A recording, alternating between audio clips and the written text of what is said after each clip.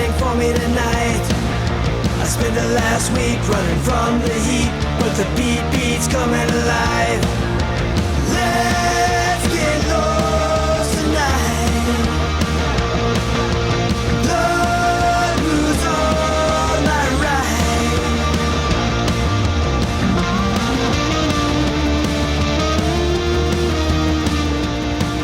Hello, WACOs. Welcome to another episode of Without a Country. I am Corinne Fisher. Hello, hello, hello. This is the third episode of the show that we have recorded this week. So I'm like, how many hours of political talking have I done? But the thing is, in Joe Biden's America, we would have run out of topics already. In Trump's America, not even close. It was easy to put together 3 shows in 1 week. So we have an evergreen episode that will be airing next week, just so you guys are all figured out the content for this week. Next week, October 8th, we have an evergreen episode that we have already recorded. We do an interview with Jackson Lawmeyer, who is a pastor on the White House Faith Council. Really interesting interview. I mean, you're going to be terrified most likely, but I enjoyed myself. And then that kind of episode, we talk about Christian nationalism in totality in America right now. So very interesting episode to look forward to. And then this week, we're just pre-recording by a couple of days. So this is a regular kind of news of the week. And like I said, we recorded on Wednesday. It's now Sunday. In those few days, we have plenty of new news stories to tackle. But if something crazy happens on Monday, Tuesday, or Wednesday during the day, that is why it's not covered on this show. I'm sure I'll talk about it on my Instagram or when we get back. I'm gonna try when I'm in Japan to not constantly be online, because I don't want to be. I'm really looking forward to being in another country. But we'll see how we do. Also, I don't know how much, like with my phone, with the wrong, I don't know. I haven't been in a country that's like that much of a different country in quite some time. So we will see how it goes. And I know people are like, what are you talking about, that much of a different country? I mean, there's places like you go, like where it's like Mexico, or even like when you go to England, it's not that Canada. It's not that much of a stretch. This is more like when I went to Romania, and I was very far away. All right, so let's see what is going on today. This week's enemy of the state, we'll just get right into the news. This week's enemy of the state is New Jersey gubernatorial candidate Jack Ciattarelli, everyone. Enemy of the state. And I looked it up. That's like his last name. You probably, if you've seen it online, if you are in the tri-state area, or if you have seen anything about the New Jersey governor's race, his last name is Ciattarelli. But my favorite pronunciation guy on YouTube is saying it's Ciattarelli, which you'd think I should know, being Italian, but people in New Jersey, the Italian last names, we kind of make them up sometimes, so that's what's up. This is a really crazy story. And, when governor's race is not really municipal, but it's still a lot more local, obviously, than things that most people concentrate on. And this is an instance of something that is more local that everyone's eyes should be on. What's happening in this race right now is crazy. And it's yet another instance of, it's not verified. Like, Trump congratulated Ciattarelli for, something that's borderline or definitely illegal that his campaign did. But which to me says, like, even if he was indirectly involved, it's still this another instance of the president getting overly involved in these smaller races. And so we see that. I'm also curious what he's going to do here in New York City with Zohran Mamdani. Like, is he just going to let Zohran Mamdani cross that finish line because he's polling so much further ahead of Cuomo, and then he's going to fuck with him when he's in office? Or is he going to do something in October, aka an October surprise, as they call it, in politics, and try to bring down his campaign that way. Because like I said, I don't see anything. Like, I think that Andrew Cuomo could literally like save a baby from a river, and he still would not win this election. I don't see any world in which Zoran Mamdani loses this election. I was thinking of scenarios in my head. I just don't see it, because his followers are, and they are followers, not voters. They're so like overzealous about his campaign. I mean, I just watched a video from the past couple of days where there was an event where you could go bring your own like sweatshirt and get a Zoran Mamdani for NYC like applique sewn on by a local artist, and then you sit with other Zoran Mamdani fans and like bedazzle it. Right? Like, I love, first of all, the campaign, again, just another amazing, like the campaign knows its audience, and it's really smart, and it's doing really, really creative things that only I think a young candidate would think to do. So I love that. I love that it's getting young people so involved in politics, especially local politics. But there is this element that we saw with Donald Trump, that we see still with Donald Trump, this MAGA fanfare, this celebrity type, fandom. And, obviously another great example for progressives is Barack Obama. And it's giving these candidates so much credit for reviving a place, whether it be New York City or America, before the person has even come into power and had the ability to do any of those things. And I just think that's very dangerous. It's dangerous on the left, and it's dangerous on the right. But again, campaign, I mean, if anyone, like if there is a college professor who is teaching a course on political campaigns and the history of it, I mean, Zoran Mamdani deserves pages and pages of, on that syllabus. Just, it really is. Or I think like a course should maybe be created to study for a semester. And I would be really interested in taking this course and step by step seeing what Zoran and the DSA did to launch a Democratic candidate in a way that we have not seen. I mean, really, probably since AOC, I guess, and then before that, like Barack Obama. It's truly masterful. All right. So let's go into this New Jersey governor's race. Again, really like highly recommend. Definitely, if you are in New Jersey, there is a call to action right now. If you are a registered Democrat in New Jersey, hit up Mikey Sherrill's campaign, and you need to find out how to help her. Door knocking is the canvassing, they'll probably call it on the website, is the number one way to help a candidate win an election. It's kind of like the most proven as far as volunteer work form of interaction with voters. It really works, and it is effective. As someone who had her door knocked this year 2 times, once by the person who was running for city council in my district, shout out Harvey Epstein, SNL's Harvey Epstein, and then number 2 after that would be after he won the primary, Zoran Mamdani's people knocked on my door. That one was less effective just because he is known throughout New York City to have people knocking on doors. I was actually almost like confused that I hadn't got a Zoran Mamdani knock on my door yet, because truly everyone in the city has. His team is so big. But the Harvey Epstein one was first, and there is something about it that really plays to like who humans are. We just want to feel seen and heard.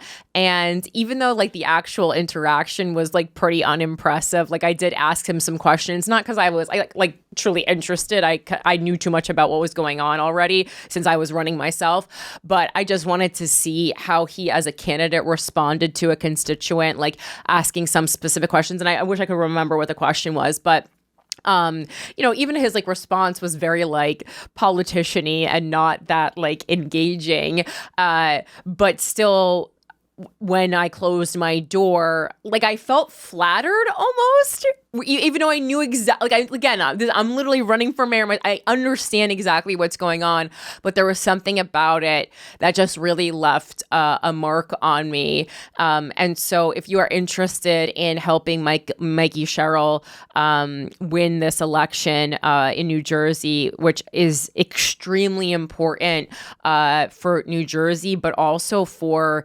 Democrats nationally, the New Jersey race and the Virginia race, and we'll go into an article explaining why, but like those are two of the gubernatorial races that the country like relies on. And I think like if New Jersey goes red,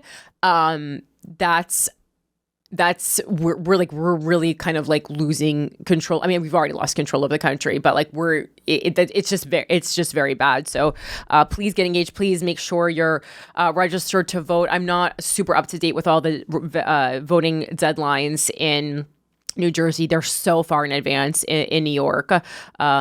So just keep in mind, make sure your friends, make sure everyone gets out to vote.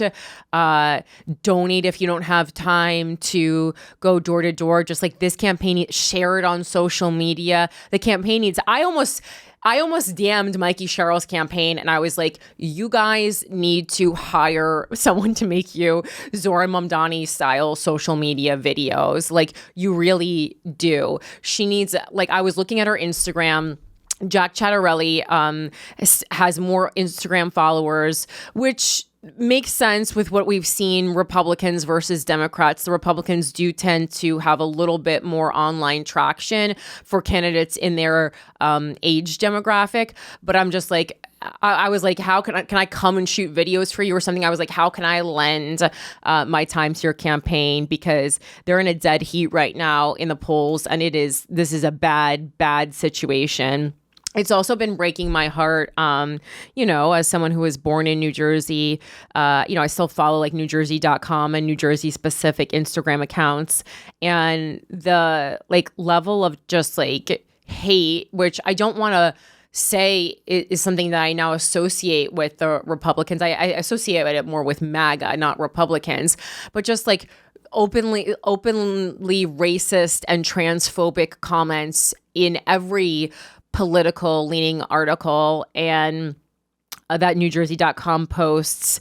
And it just sucks so bad. And then, of course, we can get into like the gender gap and looking at the polls and seeing how unwilling male voters still are to vote for a female candidate. And yeah. And I mean, I even thought about that, like, again, like I'm not at all comparing my campaign to Zohran Mamdani's campaign. His campaign blew everyone's out of the water. There was literally no chance for anyone else. It's his year. It's his time. But I thought about if, me or even any other, charismatic and younger female candidate had been thrust into the spotlight in the way that Zohran was, like, I don't think the reaction would be the same. Certainly not from men. And I don't think from women either, because women, we still have this like Justin Bieber-y response to male candidates and like this weird ingrained sense of romanticism or like sexuality. Like when a man comes into the spotlight whose values we like and who in a way we feel like is going to save us, the commentary I do see is just still like, oh, I'd love to date him. We start thinking he's cute, and we start thinking of we start fantasizing about like a life with him. Like, and this, I'm not making this up. I read so many comments during this mayor's race on Instagram to take the temperature of the city, because I feel like it's like you have this free information source right in front of you. Why wouldn't you? And it was just really so interesting. My one hope, I will say, to bring some pop culture into here, and sorry, there's been so much stuff going on lately. I haven't done another pop culture episode, but I certainly will do more pop culture episodes. It's just kind of the Charlie Kirk assassination kind of took us down a different route, but we'll do more of those. But I was looking at some footage from a Tate McRae concert. And I love Tate McRae. A lot of people are calling her Gen Z's Britney Spears. And certainly in the choreography. Yeah, her choreography is good. But it's straight out of the Britney playbook. Yeah. Well, and also even her outfits are, and like that Y2K look is coming back so much, so it makes sense. I think she needs a little bit more earwormy songs, like a little bit more of that, like, hit me baby one more time, crazy, like oops I did it again. Britney's songs were just such earworms. And I still feel like Tate McRae is like a little bit more like dance, like almost like Beyonce, where you're like, okay, so there's like a hook, but like I find there's not like a easily recognizable chorus in a lot of Beyonce's music, which is why I loved Crazy in Love, because that one actually had it. And that's definitely what I like in my pop music. But, it's a different generation of pop music now. So, but anyway, the Tate McRae thing did give me this like renewed sense of hope. Because I know you're like, what the fuck does Tate McRae have to do with politics? Again, my thought, I actually think pop culture has a lot to do with politics. And, because they both speak to the world that we live in. And to see so many women, someone commented that like the Tate McRae concert had like 90% women turnout, even though she's like this overtly sexual performer. And I want to see that kind of fanfare from women for other women in politics. And I think that we are able to show up for Tate McRae or Sabrina Carpenter in that way, or Olivia Rodrigo. I think that's great. Like it shows that we have the ability to do that. And we just need to show up in the same way for female politicians. Obviously, not just any female politicians, ones that make us feel something. But, Mikey Sherrill is a good candidate. I know she might be too centrist for some of you, but this is certainly a much better choice than Jack Ciattarelli. So this is from CBS News. Archives released too much of Mikey Sherrill's military record to ally of her opponent in New Jersey's governor's race. So a branch of the National Archives released a mostly unredacted version of Democratic Representative Mikey Sherrill's military records to Nicholas DeGregorio, an ally of Jack Ciattarelli, her GOP opponent in the New Jersey governor's race. The disclosure potentially violates the Privacy Act of 1974 and exemptions established under the Freedom of Information Act. The documents, which were also obtained by CBS News, appear to show that the National Personnel Records Center, a wing of the National Archives and Records Administration charged with maintaining personnel records for service members and civil servants of the U.S. government, released Sherrill's full military file, almost completely unredacted. CBS News discovered the egregious blunder while investigating whether Sherrill was involved in the 1994 Naval Academy scandal, in which more than 100 midshipmen were implicated in cheating on an exam. Sherrill was not accused of cheating and said her only involvement was not informing on her fellow classmates. And so immediately, my thought, and I guess this speaks to being, born in New Jersey, is that I was like, yeah, because she's not a fucking tattletale snitch.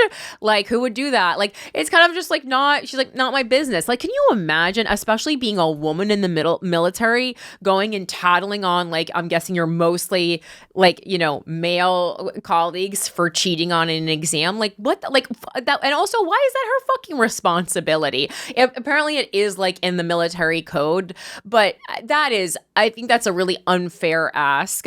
And it's just a way for the higher ups to have spies amongst everybody. It's not good.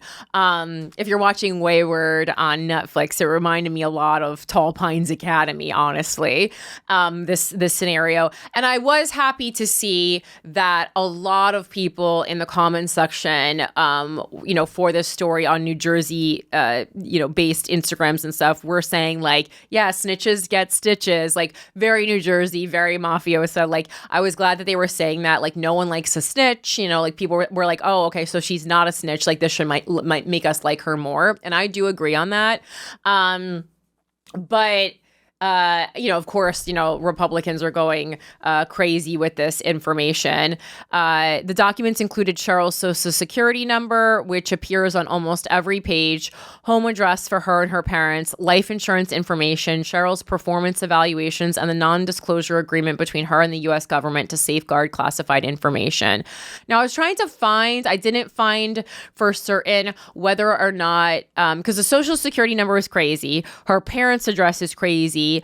A lot of people were concerned about her safety and her getting doxxed with her home address being released, especially with all the political assassinations happening recently. That being said, for me, when I was running for mayor of New York, you have on your petitions, it has your address. You have to put your home address on those, and your home address is accessible on the internet for everyone. That's part of being a candidate. There has been much talk about how that is unsafe, but it's to prove that you do live at the proper address to run for whatever position you're running for. So I'm not sure if that is the same in New Jersey, but in New York, City, it certainly is something that's true. And often it is true that a candidate or an elected official's home address would be public knowledge. I know people, there's one school of thought that says we need to know where these people are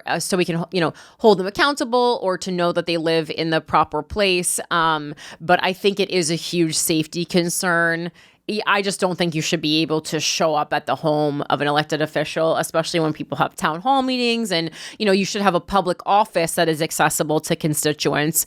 But, people's children and stuff shouldn't be subject to danger in this way, in my opinion. I think it's extremely unsafe. And it was definitely one of those instances, with someone like me who's gotten so many death threats where I'm just like, all right, well, I guess this is just a risk I have to take running for office, The only details redacted in her document are the social security numbers of her former superiors. The files appear to be the same ones Cheryl requested in August 2017 from the National Personnel Record Center, or NPRC, according to a signature verification page in the documents. Contacted by CBS, the NPRC told CBS News that a technician did not follow standard operating procedures for releasing records and should only have released portions eligible under FOIA rules.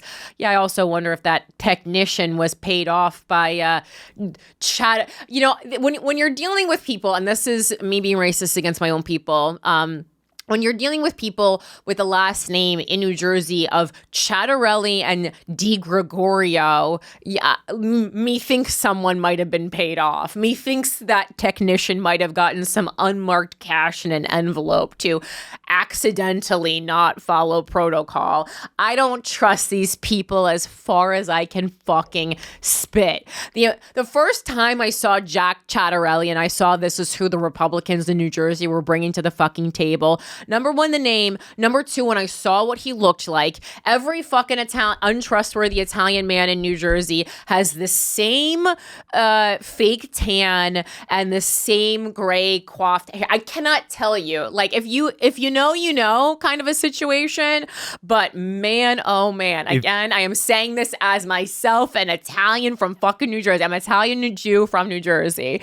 Yes. If you thought that name was egregious before, the Jack obviously is an Anglicization of Giacchino Michael Jack Ciattarelli. Oh, are you joking me? His name is not even Jack. Giacchino. Oh no. Jack is short for Giacchino. Oh God, no. Okay. All right. And I don't want to name my whole family, but I am someone who has family members I have two cousins with extremely Italian names. I have uncles with extremely there's a lot. My family is working with some real Italian names. Okay, I'm talking about 5 steps past Gianna.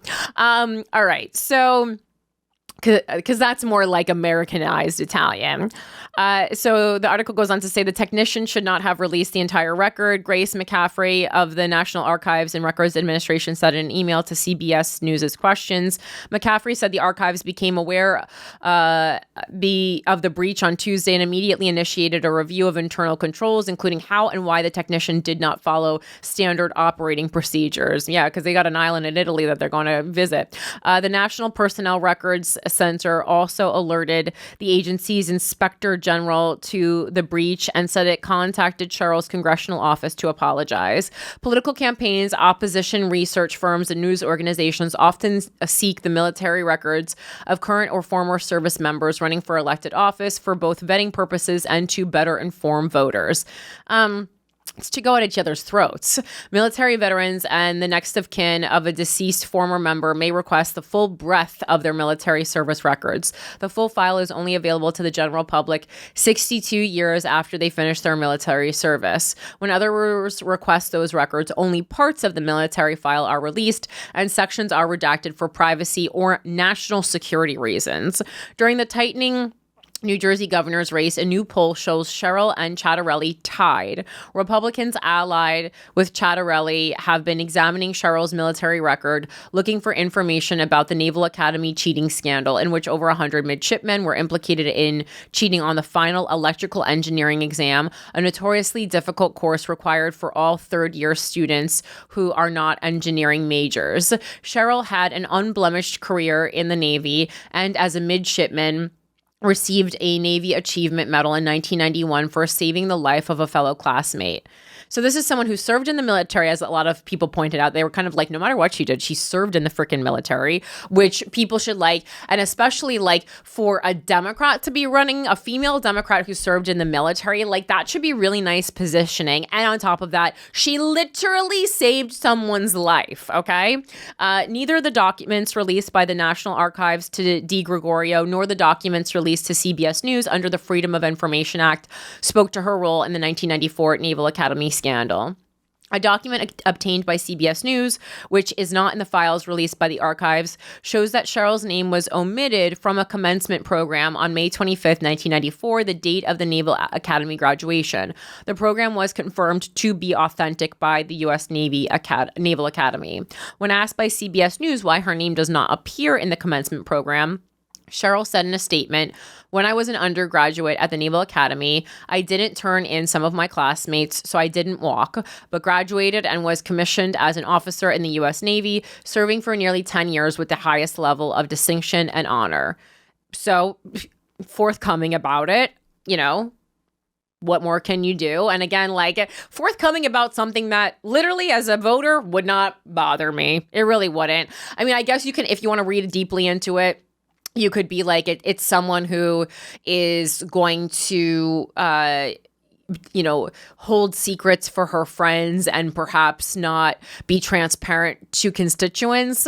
But like, as I said many times, I'm like there is a certain thing, like you don't want, like if your friends are doing something like really nefarious, like, yes, then you have to tell on them. But I don't know, I guess like this to me would, I mean, it seems like if you're cheating on your electrical engineering exam, like, aren't you like more putting yourself at risk? Because if you're in a situation on a boat when you need to know this stuff and no one knows it because 100 people cheated, like, yes, I guess it's like a national security issue in some ways, but to me, it more seems like you guys are endangering your own lives. So do what you want to do. Like when you don't learn information that you need to learn for the position that you have to do, yes, it can hurt other people, but I really feel a lot of times you're endangering yourself first. So, do what you will with that. Mikey Sherrill added that Jack Ciattarelli and the Trump administration are illegally weaponizing my records for political gain, is a violation of anyone who has ever served our country. No veteran's record is safe.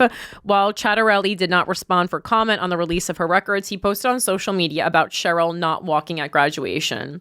He called it, quote, "stunning and deeply disturbing" that she was implicated in the scandal, although Cheryl said that she did not walk because she refused to report classmates. Oh, man. I wonder where he graduated from. West Point.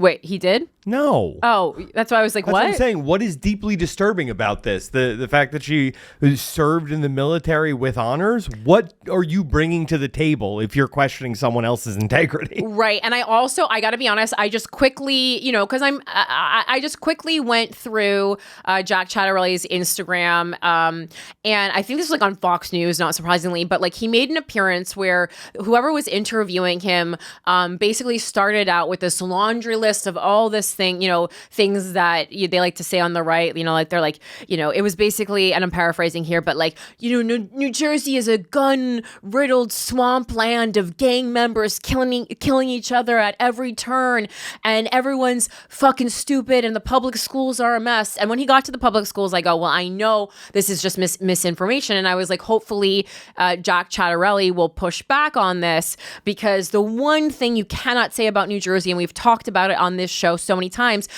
New Jersey's public school system is consistently top 10 in the United States. There are 2 lists for public schools this year. In one, New Jersey is ranked number 3. In one, New Jersey is ranked number 1 for K through fucking 12. The New Jersey public school system is so good. I based my template in my mayoral campaign, and I talked about this on several live appearances. I based my template for improving the New York City public school system on having been a graduate of the New Jersey public school system and having my mom be a teacher in the New Jersey. That is how good New Jersey public education is. It's one of the number 1 reasons to raise a family in New Jersey. And so when the interviewer said that, and then like, not only did Jack Ciattarelli not push back, he fucking agreed. And I was like, and I was glad. I looked at the comments, and like, I made a comment myself, but other people were bringing it up. I was like, not only is this a lie, and obviously it's like a Republican tactic to be like, everything's a mess and everything's out of control, you need a Republican in charge. I get what they're doing, but it is an easily fact checkable it's a blatant lie. This is so easy to check. And number 2, what a fucking, Republicans like to talk about, they've somehow now become the party of the working class. And what a slap in the face to the hundreds and hundreds and hundreds and hundreds of New Jersey public school teachers. That pissed me the fuck off. That made me so angry. And I was like, I don't trust this guy. This guy's just, saying whatever he wants to say to win the election. Pissed me the fuck off. So the White House referred to the matter to the National Archives. Dee Gregorio, a Marine veteran who unsuccessfully ran as a Republican for Congress in New Jersey, told CBS News, given the charged political environment, Representative Sherrill will no doubt seek to paint my actions as nefarious and the records as leaked by the Trump administration to injure her, which, as we both know, is completely and totally false on both accounts. And again, I think we're going to see a lot more of this from the Trump administration, weaseling their way into gubernatorial and mayoral elections, just to continually take control of the country and to place allies everywhere. This is Trump very much works in enemies and allies, and he destroys his enemies and he places his allies where he needs more power. Again, nefarious, yes. Great plan. Yeah, also yes. Take notes. Dee Gregorio told CBS News that Chris Russell, a Republican consultant in the state, had asked him to see what he could find on Sherrill. Russell, asked me if I could help him at all. And my first stop was, let me see what I can find from FOIA. And it was really the first time I'd ever done it, said Dee Gregorio. In May, Dee Gregorio submitted an FOIA request to the NPRC for Sherrill's records. You can just say FOIA. I can. I was like, I don't know if I can. People know what a FOIA request is. Okay. On June 11th, Dee Gregorio received an email from the NPRC. Can I say NPRC? I don't know about that. Saying they had no records for a veteran named Sherrill. The archives had omitted the second R from Sherrill's last name. Of course, there was a spelling error. Why wouldn't there be? So this is one of those things, though, where it's like you were saying before, like, it's I think there was a payoff here. It's like, do we always always chalk it up to malice when incompetence is staring us in the face? Oh, as far as the tech, yeah. No, you're right. It could be incompetence. But again, I get this is my bias against I get it. Ciattarelli and Di Gregorio. I do not trust them at all. But yeah, I mean that was a big source of contention for me between me and the Board of Elections. And just in my campaign in general, the amount of mistakes that the entities in place to make sure that candidates are following everything to a T, and like again, knocked off the ballot for literally one number on one line on a cover sheet, which not even a mistake, just a different interpretation of a legal statute on my team's end.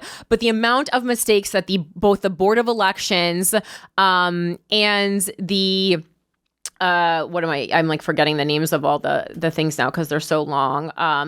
And the campaign finance board is the word I'm looking for. The amount of mistakes on the end of the board, both the Board of Elections and the campaign finance board, just wild when we are literally as candidates held to a level of absolute perfection. And it's also like, a lot of times things are, everything obviously comes back to the shoulders of the candidate, any move made by the campaign. But like in a campaign, even of my size, ultimately when it got big enough, things are moving so fast, you basically have to hire team members you trust and then hope that they're not making mistakes that will tarnish your name. And so things do happen that the candidate doesn't know about because, well, you've outsourced that, whatever the thing is that your campaign needs to do, you've outsourced it to one of your team members, whether that be your campaign director or like whoever it is, and you just have to hope that they're not fucking up and going to tarnish your name. In a campaign the size of Mikey Sherrill's, I can't imagine what's going down. So like we can't also have every single move go like back to the candidates. But overall, like when it comes to morality and stuff, that the kind of moves that you're making should be run past the candidates, right? So like Jack Ciattarelli, like even if it was ultimately could have been someone else on his team's idea.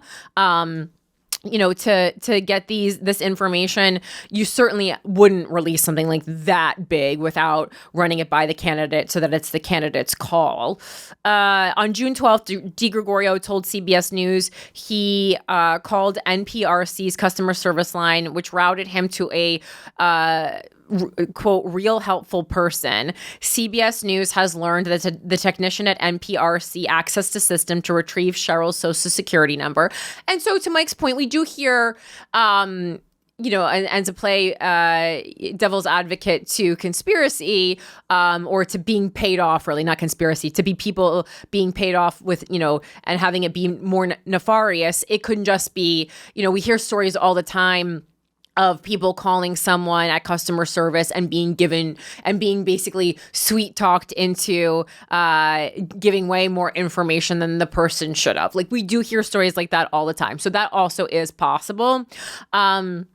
But yeah, the technician at NPRC accessed the system to retrieve Cheryl's social security number. And on June 30th, her records were transmitted to Di Gregorio, who said he gave the file to Ciattarelli's campaign, but was surprised by what he received. When I saw Cheryl's social security number, I was shocked, said Di Gregorio. All of a sudden, the NPRC decides to give it to me, a random guy. I made no bones, like I wasn't her, I wasn't a family member, there was no relationship there. And so I didn't know what to expect. So I guess I'm a little shocked and kind of disgusted that the social was there. CBS News reviewed Di Gregorio's request to the archives and found it properly acknowledged that personal information and medical details would be redacted. So that's fair on their end. The archives told CBS News, we do not believe that there was any attempt to deceive the NPRC staff in this case. Yeah, I don't think they were trying to be deceived. I think it was, definitely always clear what was going on. Di Gregorio later told CBS News that Ciattarelli's campaign did not hire or encourage him to access the files. Scott Levins, the NPRC director, on Monday sent a letter to Di Gregorio admitting the archive's serious error and said, I apologize for our mistake and ask that you please do not further disseminate eliminate the record that was sent to you in error. Cheryl's campaign was notified of the breach on Monday. In a letter to the Congresswoman, NPRC apologized and said it was coordinating with the Navy, which is the legal custodian of the records. The Records Center also offered identity protection and free credit monitoring services. House Minority Leader Hakeem Jeffries said Thursday that he's been getting on my nerves lately for various reasons. But one including like just the way he's being so shitty towards Zoran, said Thursday that he supports a criminal investigation into the unauthorized and illegal release of Cheryl's records. It's outrageous that Donald Trump and his administration and political hacks connected to them continue to violate the law, Jeffries said, and they will be held accountable. 2 years ago, Republican Representatives Don Bacon of Nebraska and Zach Nunn of Iowa were among 11 individuals whose records had been impacted by an unauthorized release from the Air Force Personnel Center Military Records Branch to a Democratic-aligned group. Politico reported Abraham Payton of the research firm Due Diligence Group had requested the records for the stated purpose of benefits, employment, and other. Due Diligence was paid just over $110,000 by the House Democratic campaign, according to the Federal Election Commission records. The Air Force, in notifying Bacon of the breach, said Payton had requested the records inappropriately, and a House Judiciary Subcommittee launched a probe in March 2023, but it is not clear whether it was completed. The unauthorized releases outraged Republicans in Congress. House Republicans attempted to stop the Defense Department from releasing summaries of the service records of current or former U.S. military members without the consent of the member, or if deceased, their next of kin, according to the NBC News, but did not succeed. Journalists and veterans who investigate stolen valor claims said at the time the proposed legislation would effectively end independent examinations of individuals exaggerating their service record or violating the Stolen Valor Act of 2013, a federal law that makes it a crime to falsely claim to have received certain military decorations or awards with the intent of gaining a tangible benefit. Cheryl's political foes have also sought information about whether Cheryl had ever exaggerated her rank after leaving the Navy. Congressional records show she was selected for advancement to lieutenant commander in September 2003. Records obtained through a FOIA request by CBS News and inquiries of the U.S. Naval Academy and Naval Personnel Command show Cheryl left the Navy at the rank of lieutenant in December 2003 before she received the promotion. CBS News found that in 2020, her campaign sent out political emails that incorrectly used the lieutenant commander rank. Also, former President Joe Biden referred to Cheryl as a lieutenant commander in his remarks in October 2021 while touting his Build Back Better and infrastructure deal. That being said, I mean, I feel like he was saying a lot of wrong stuff that so many people were getting on his back about. So I don't know that that's Mikey Cheryl's problem. But CBS News did not find any instances where Cheryl herself misrepresented her military rank. And again, I know you think, okay, it's like, well, her campaign sent out political emails. Was I looking over all my political emails that were sent out? Yes. But by the end of my campaign, things were so hectic that it was like, I was like quickly like okaying them on my phone. And sometimes like my, my campaign manager was seemingly okaying them. I would always try to get to them, and I believe I got to and officially okayed everyone. But there were certainly times when it was like by a few seconds that I made it before my team was sending something out. And definitely there were times when I was like, oh, I feel like this is like exaggeration of like what happened. Let's tone this down a bit. Which again, like my team hates that because they want to make you look as good as possible, and I'm so like focused on making it look like fucking accurate. Like even with my credit, for example, when I got brought up on stage last night at a comedy club, like I like to say the Daily Show election special, because to me to say the Daily Show is inaccurate because it was the Daily Show presents, and I just say election special because the Jordan Klepper's name is so long, but it was the election special, right? And sometimes hosts forget and they just say The Daily Show. And like, it hurts my heart because I'm like, it's not technically The Daily Show. But everyone else is just like, Corinne, like, that's crazy. Like, you can just definitely say the Daily Show. Oh my God, I just got a text from someone who actually worked on my campaign. Apparently, Eric Adams has dropped out of the mayoral race. We were waiting for that. Okay. I mean, that's not good news, actually, because that gives Cuomo all his votes. But I was just like, I was like, we were waiting for that because we just knew it was going to happen. Although he had doubled down so many times, I was like, he might not do it. It seemed like he wasn't. But CBS News did not find any instances where Cheryl herself misrepresented her military rank. Anthony Anderson, an Army veteran who is one of the country's most prominent stolen valor detectives, told CBS News that the rank issue did not rise to the level of her stealing valor, either under the Stolen Valor Act of 2013 or how the term is used within the military community. So just a very interesting story. And to have the counterpoint, Fox News is going berserk with this race. It says, this is from September 27th. Ciattarelli unloads on Mikey Sherrill in New Jersey Town Hall, citing immigration and Naval Academy, quote, not a centrist. Republican gubernatorial candidate seeks to tie Democrat opponent to National Party controversies in tight race.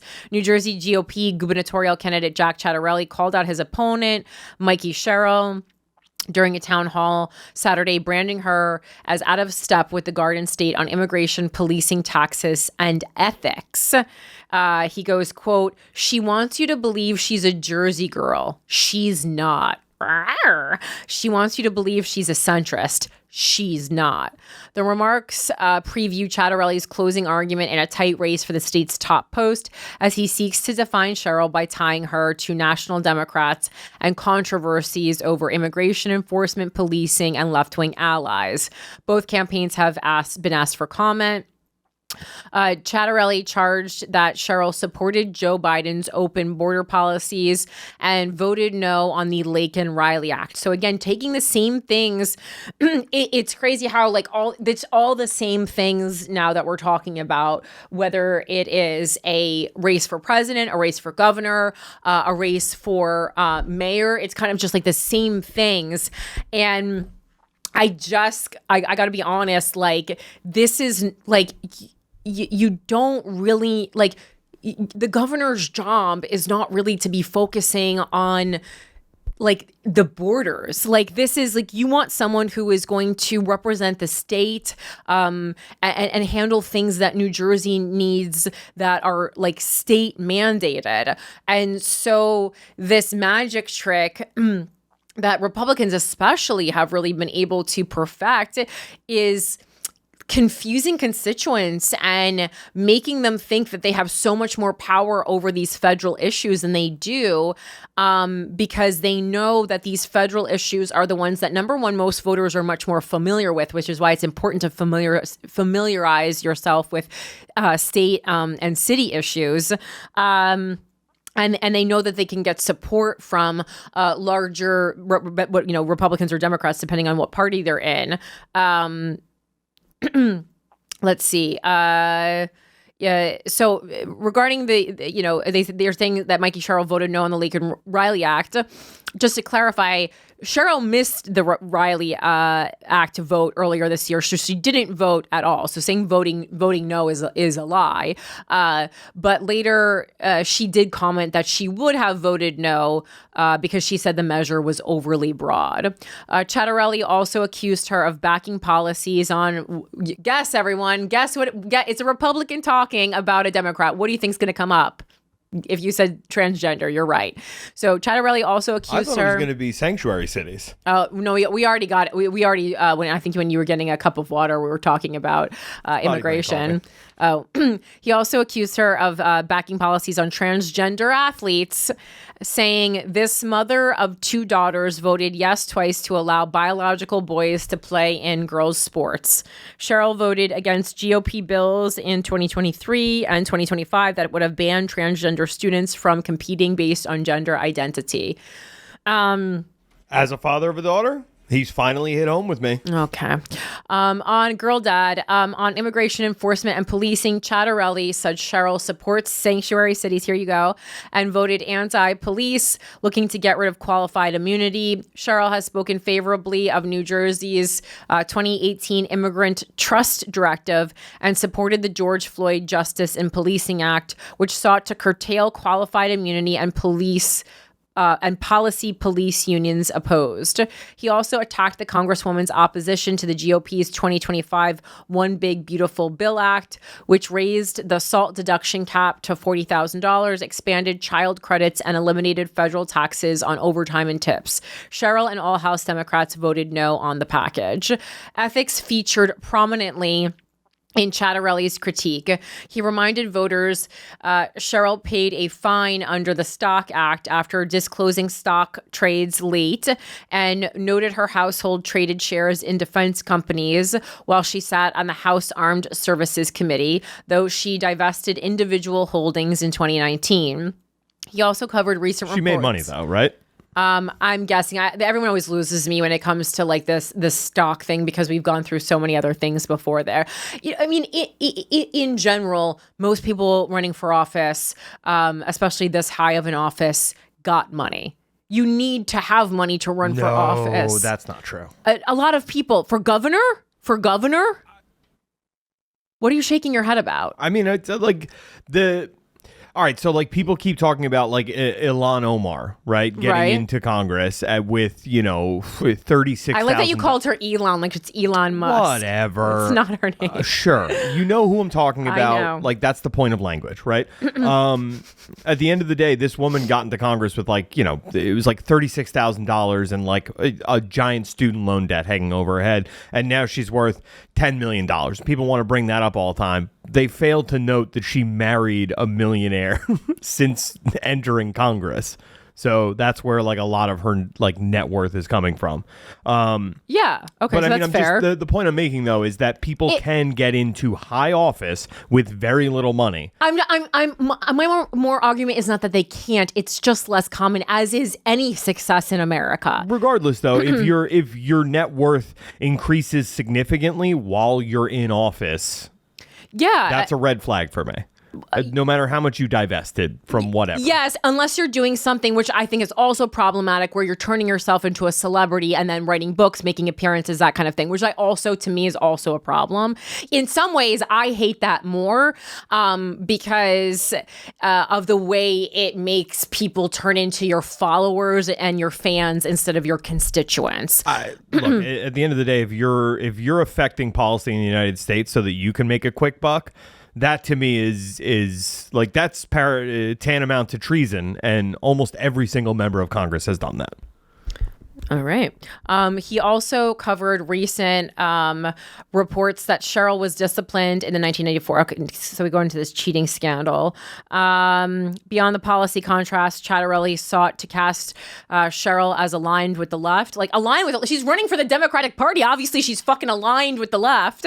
I guess his problem is that she's maybe been calling herself a centrist, but that's because she is trying to win the election the way Joe Biden won the presidential election, which is interesting, seeing so close by Zoran Mamdani's success in going full left. But I mean, obviously, if she's just not that way, she's not that way.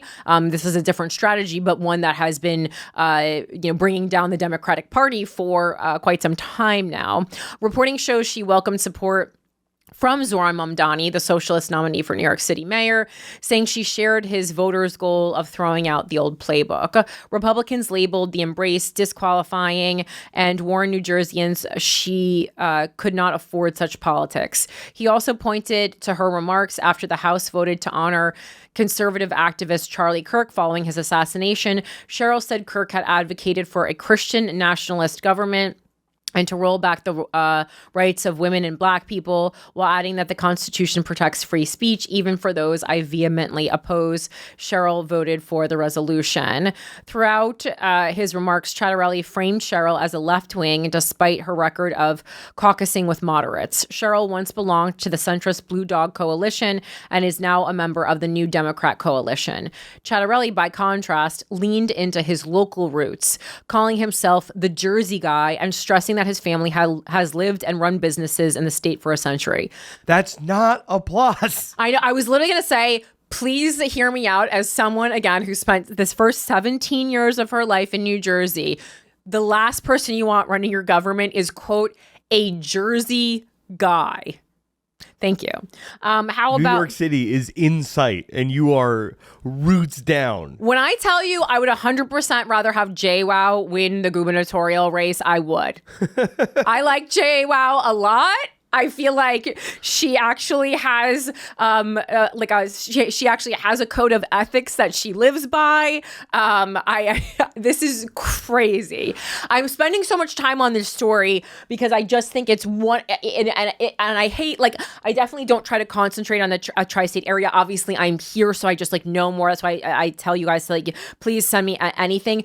But it just happens that this is so important, and it is happening in New Jersey. Like, this is really, really, like, all eyes and ears on this story. If we did the old titling convention, I would insist on JWoww for governor. Oh, God. How about we elect the Jersey guy? Ciattarellis have been here for 100 years, always will be. Ugh, that made my skin crawl. Ciattarellis will be here for hundreds of years. Vote for me for governor. We're cockroaches. You can't get rid of the Ciattarellis. Oh, God. I hate it. Cheryl, a Navy helicopter pilot and Virginia native, was first elected in 2018 and has lived in Montclair with her family since 2010. So just so you guys know, if you're not familiar with New Jersey, if she lives in Montclair, she's like rich. So I think so he's trying to do like working class New Jersey business owners versus like rich white lady who claims, like, I guess that she's a moderate but likes trans people or something. I don't know what the play is here. Montclair, very wealthy, but Montclair also very progressive. Like, Montclair is kind of like a mini New York City that exists in New Jersey. Like, Montclair, I would go for like a lot of art, like concerts and movies, like that they didn't have in my podunk town of Union. We would only have like the blockbuster movies, and I would go see like other films in Montclair. Because they have it's so, yeah, very rich, but not like old money with archaic views. It's like progressive money is how I would explain it. Ciattarelli, a CPA and former assemblyman, was the GOP nominee for governor in 2021. Ciattarelli's polls suggest their 2025 rematch is close. Ciattarelli's attacks showcase his strategy of portraying Cheryl as tied to national Democrats and ethically compromised while presenting himself as a homegrown alternative. Hilarious to present yourself as homegrown when you have the Trump administration getting you shit to take down your opponent. Trump was commending his campaign on Truth Social. And Ciattarelli, he wants to be homegrown, but he's bringing federal issues into the gubernatorial race when New Jersey has plenty of issues that it needs to tackle statewide that he should be fucking concentrating on. It's like, well, part of the reason we wonder why us as individual Americans are doing less and less good every year, it's because every person running for office, no matter if it's mayor or president, is concentrating on federal issues when there are more local issues that are going to much more directly affect your life. I understand. Well, no, I don't understand, but I acknowledge the fact that many people don't want transgender kids playing sports with their little girls. Whatever, that's your own issue. I can guarantee you there are about 1,000 other issues that are more likely to affect your family first. I really, just like in a numbers game, it really is. And Mike, you and I talked about this off mic, but I agree with you, and this is not new, this is not groundbreaking, we're not developing anything here on Without a Country by saying this, but I really do agree with you that they are trying to distract us with this culture war when we could be fighting a class war that we would easily win because there's way more of us than there are of them, Yeah, but I mean, this is not you can't hamstring the Republicans with this. Like, the Democrats did the same thing thing for, you know. Oh, I'm not. Like this is a transgender coordinated attack on both sides to bring up non-issues as the battleground. I don't disagree, and also just as much as Republicans are obsessed with, saying they don't want transgender kids, or transgender women in quote biological women's sports or whatever.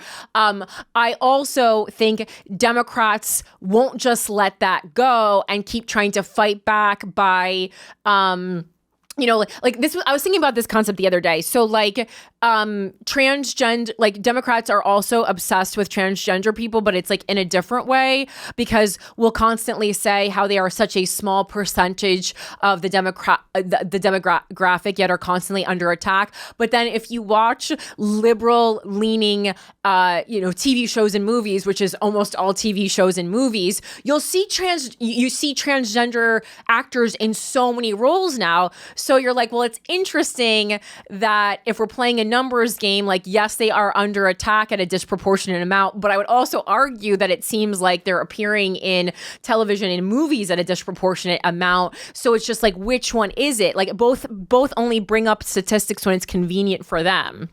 And I have to pull up stats on that, but like, I mean, I think we went over the stats when we were talking about little people actually one day. Like what percentage of trans actors in films? I don't even know how to look this stat up. Like it did become a pretty big talking point, not to spoil next week's interview, but I mean, that was Jackson was hammering on that, like this idea that now the Jackson right Lawmeyer, we're talking about the pastor, right? Yeah, I'm just saying the this idea that the right is running with like crazy now, that like, well, there's been 5 mass casualty events that have involved a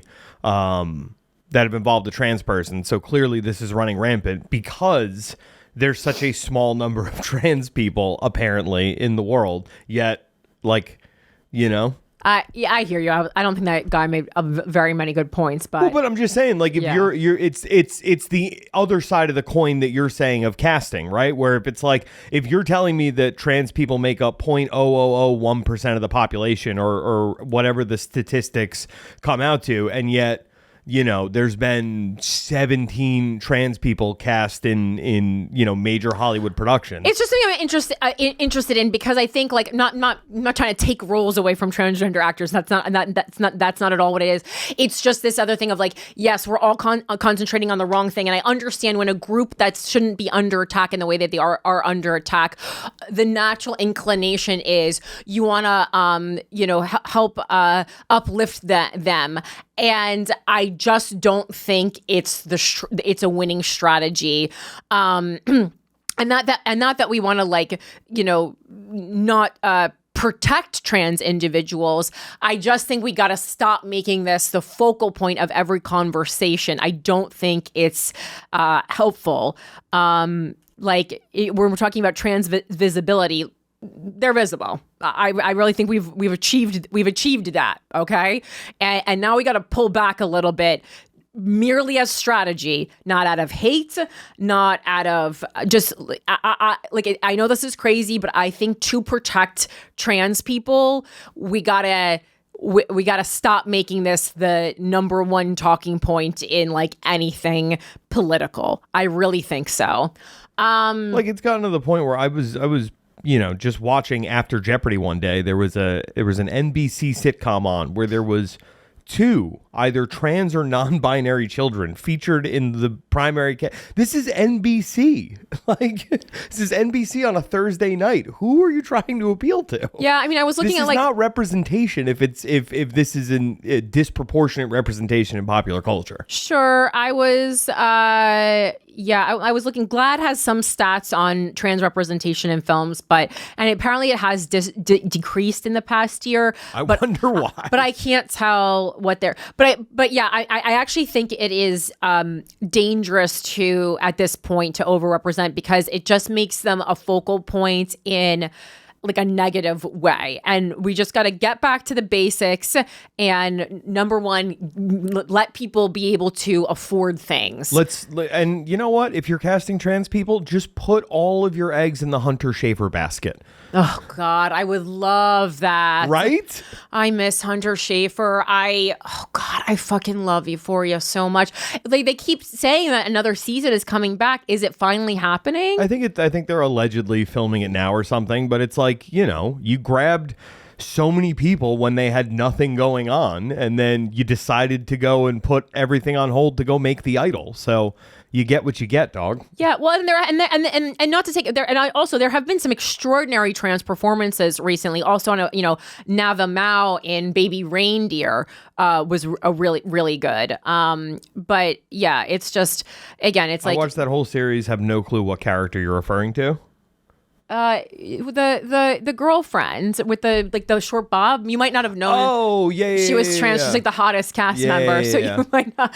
Yeah, I forgot she came out as trans to him at the date or whatever. I'm just saying, Hunter Schafer could change some minds in the Midwest. Okay, well, Hunter Schafer for president, I suppose.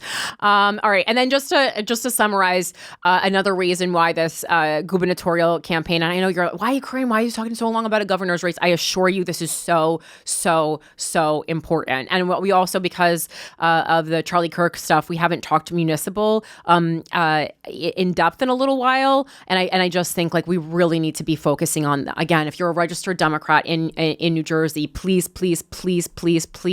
go out and canvass, donate to Mikey Sherrill's campaign. They are in a dead heat right now.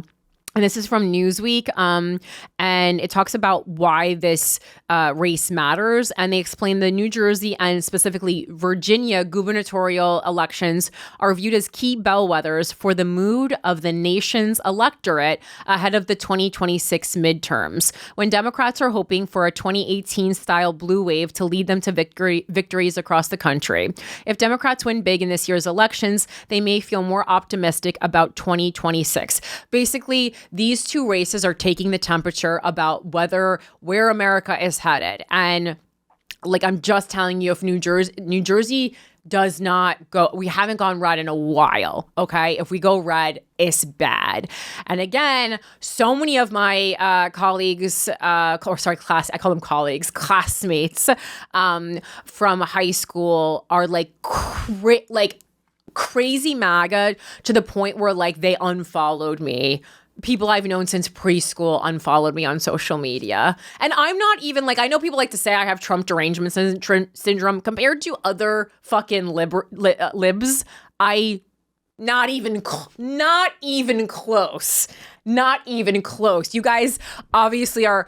If you think I have Trump derangement syndrome, you don't know any liberals. Okay, I just want to make that very fucking clear. You don't know any liberals. Anyone who you think you know is a liberal is a hardcore moderate. If you think I have Trump derangement syndrome, you haven't seen Trump derangement syndrome.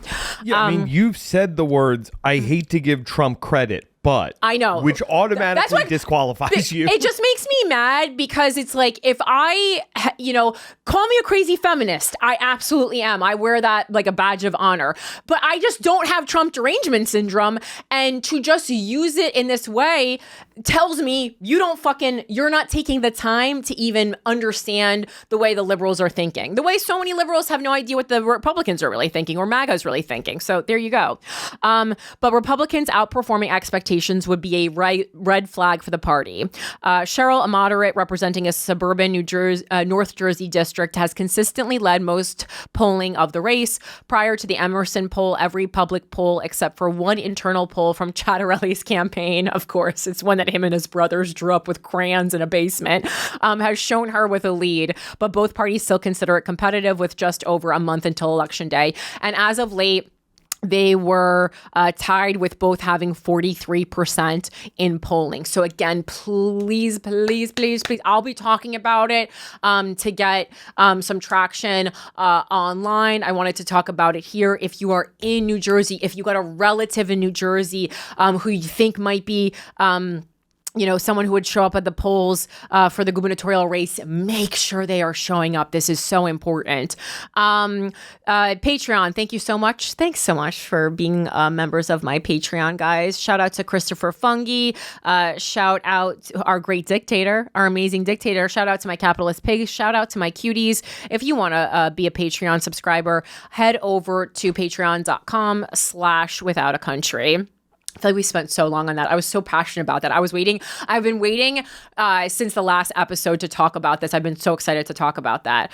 Real quick from the WACO mailbag, another small piece of local news. This is from WACO Katie. She writes, I love and share your passion for supporting animals. And this could also be a Cutie's Corner, obviously. I recently read an exciting update for people that foster animals in Michigan. That foster animals in Michigan, not foster animals, the way I was thinking of it. State Representative Mike McFall proposed a state tax credit to people who foster animals in their home. And I love this. This is kind of reminded me of how I wanted to give people tax breaks for volunteering in New York City. I love tax incentives for doing things that make you just a nice citizen, an active citizen, and you're helping out your community on a larger level in this way. I just think that's really great. Because again, it's a service that's needed. But a service that we might not have enough money to pay outright to make this a job, but we can give you some kind of a financial incentive to help. And this is from housedems.com. Real quick, today's State Representative Mike McFall introduced House Bill 5063. This bipartisan legislation would provide a state income tax credit for Michiganders who open their homes to foster animals. The bill, and fostering animals is so important. Obviously, it's great to adopt, but when you open your home to fostering animals, that gets them out of the shelter system, which gets more animals into the shelter system, which means less animals will be euthanized. And it's just it's a 3-tier system when we're talking about shelters, fostering, and adoption, and they all work together, and they're all really important roles. And I always encourage fostering. If you're I'm not ready right now in my life to adopt a dog that I'm, making a 10, 15, 20-year commitment to, hopefully, if that dog pill that makes dogs live longer, is, I think, might be approved for next year. So fingers crossed. But it's a great way to spend some time with an animal and do a really good thing. The bill, developed in collaboration with Michigan Humane, aims to support the vital role foster caregivers play in rescuing and rehabilitating animals across the state. For thousands of pets each year, foster caregivers are the bridge between life without a family and finding a forever home. McFall said, this bill recognizes the contributions of caregivers and provides meaningful support to help them continue this life-saving work. Beginning in the 2026 tax year, the legislation would provide a $50 credit per fostered animal for a minimum of 7 days, with an additional $50 for every 30 additional days of fostering for up to 5 animals per year. So what they're doing is basically, obviously smaller scale, but they are mirroring the foster system that exists for children in America. I think this is a great idea. The credit would adjust annually for inflation and require verification from a qualifying 501c3 organization or a municipal shelter. Michigan Humane, a statewide leader in animal welfare that has long supported families and their pets through fostering programs, praised the legislation. And then it's just a bunch of, Michigan Humane's safety net foster programs help pet owners experiencing medical emergencies, domestic violence, that's a big one, or housing instability, that's another big one, retain their pets during crisis. These foster stays typically last 30 to 90 days, with homes needed urgently and often with little notice. In the first half of 2025 alone, Michigan Humane provided safety net fostering to 42 animals from 21 families, while receiving 441 inquiries about the service, demonstrating overwhelming demand and a shortage of available foster homes. Really good article. Really positive news. I love that. Thank you so much for sending that in, Katie. If you want to send me anything, it's withoutacountrypodcast@gmail.com. All right. Now we're going to get into could be worse that Mike suggested out of the UK.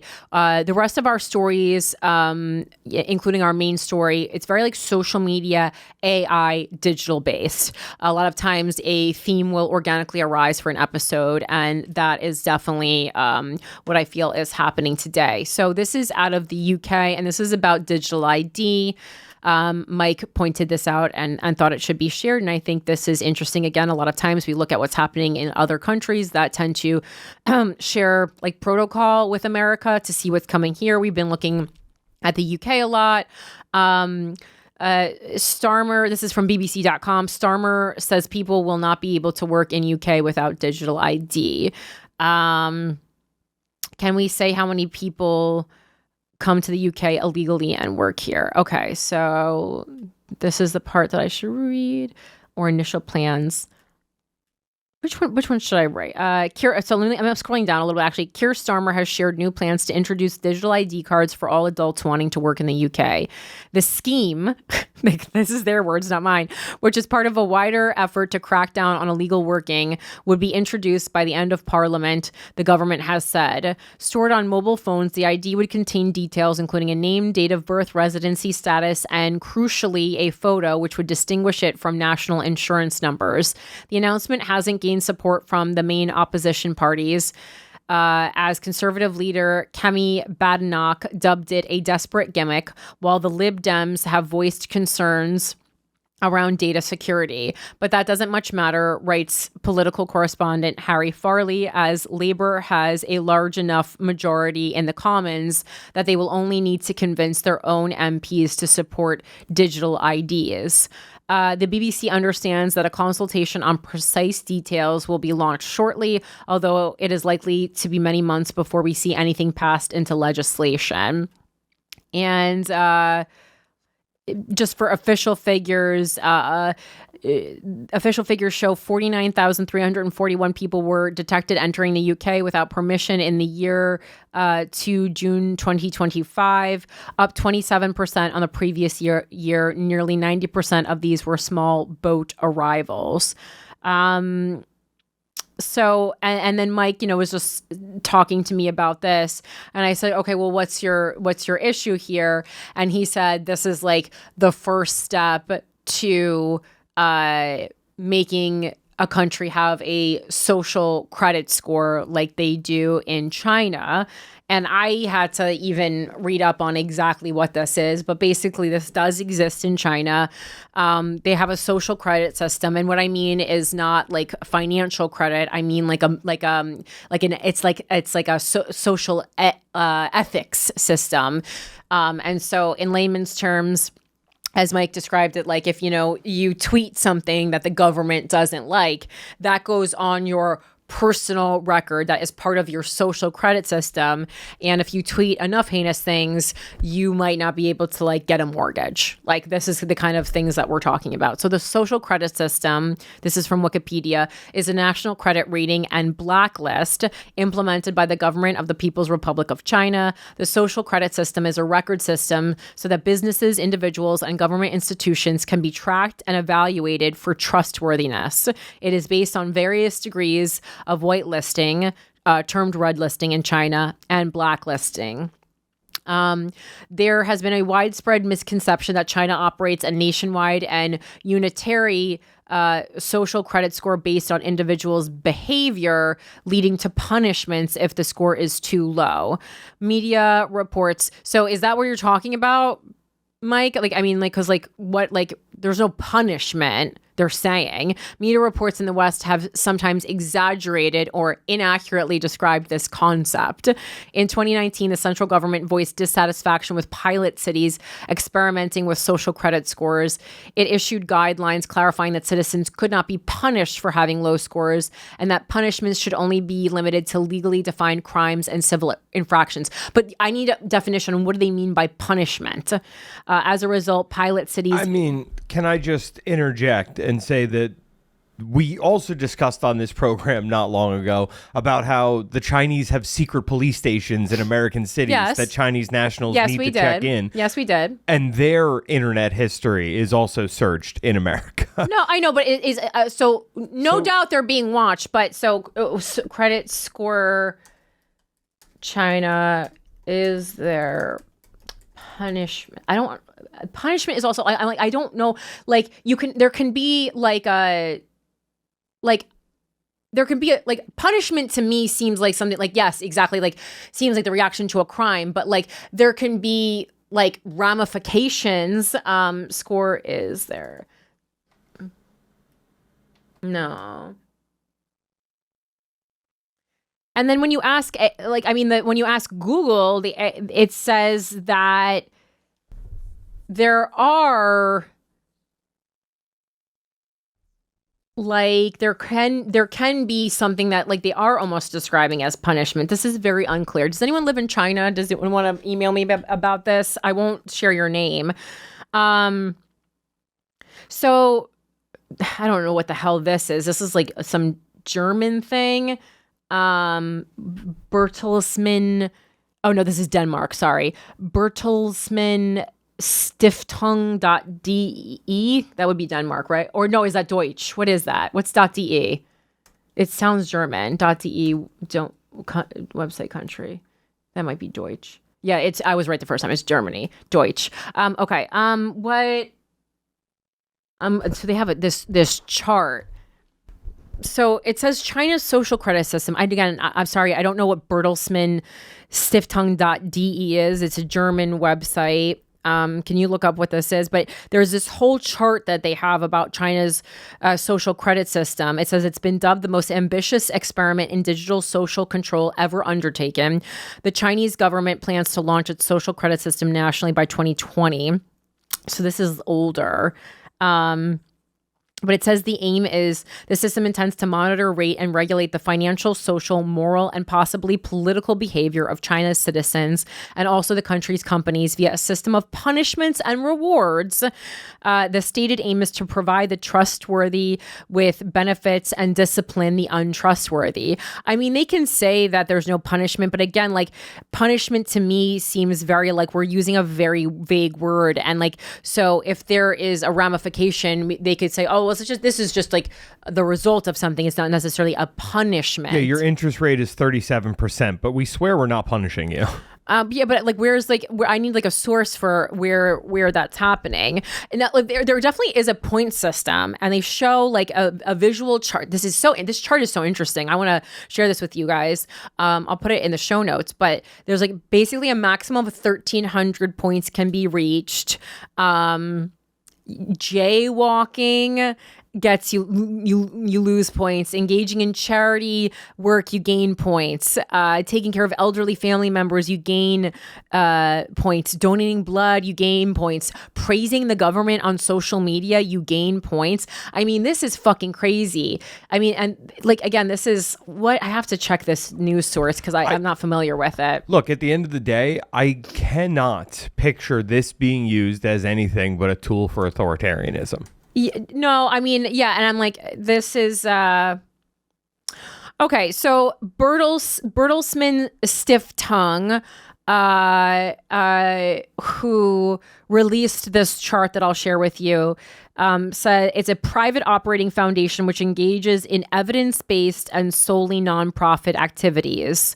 So this seems worldwide through its work.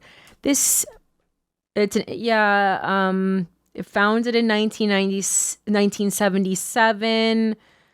It's supposed to be looking across political boundary. Okay, this looks, again, tell me if you're German.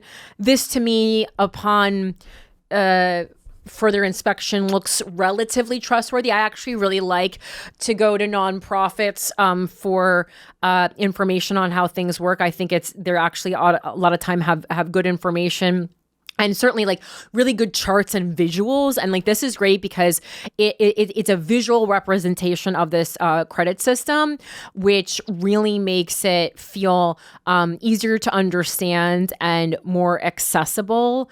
So here, I'm going to put this right under here. German chart explaining system. So you can see it, Mike, and so all the people listening can look at it. I highly recommend looking at it if you're interested in this. It says high scores can lead to, and again, it's this because they're talking they're talking about it as it hasn't even happened. So this is older, but it's weird. I mean, I'm sure China somehow suppressed it, but in search results, but like, this gives more clarification. And it's also scary that like we have one article saying like it doesn't give punishment, and then very clearly like other places saying it does. I'm like, did China update the Wikipedia page? I guess you definitely could have. High scores can lead to priority for school admissions and employment, easier access to cash loans and consumer credit, deposit-free bicycle and car hire, free gyms facilities, cheaper public transport, shorter wait times in hospitals. This can literally be the difference between life and death, apparently. Fast-track promotion at work, jumping the queue for public housing, and tax breaks. Punishments can lead to denial of licenses, permits, and access to some social services, exclusion from booking flights or high-speed train tickets. You can't leave. Less access to credit, restricted access to public services, ineligibility for government jobs, no access to private schools, and public shaming.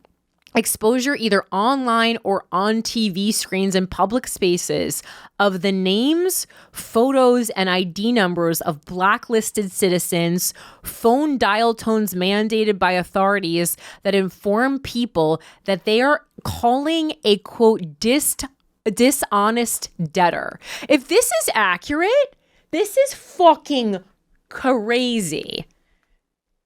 If you cheat in online games, you can lose points. Participating in anything deemed to be a cult, so my coven meetings would get me there. Insincere apologies for crimes committed. Oh, a lot of you guys would be losing points for this one. Spreading rumors on the internet. Posting anti-government message on social. It's not visiting aging parents regularly. Illegally protesting against the authorities. Drunk driving, jaywalking. I agree with drunk driving. You should lose points for that. But anything, I don't think jaywalking is a little much. This is really wild. Okay, so we have that. And that's, I think it's a bit of a jump to to compare the UK to China, but we all hands on deck. We should slippery slope. It's something we should be aware of. The moment you give the government anything, they never give it back. That's very libertarian of you, but I know the Patriot Act is still on the books. Okay. I love it. I want that to be a little sound clip. That was these were temporary measures we were giving up because we were so under attack and at threat from a terrorist attack at any moment. It's been 25 years almost. When is that going away? Who's brought it up recently? No one, because the government never gives up power once they get it. Yeah, no.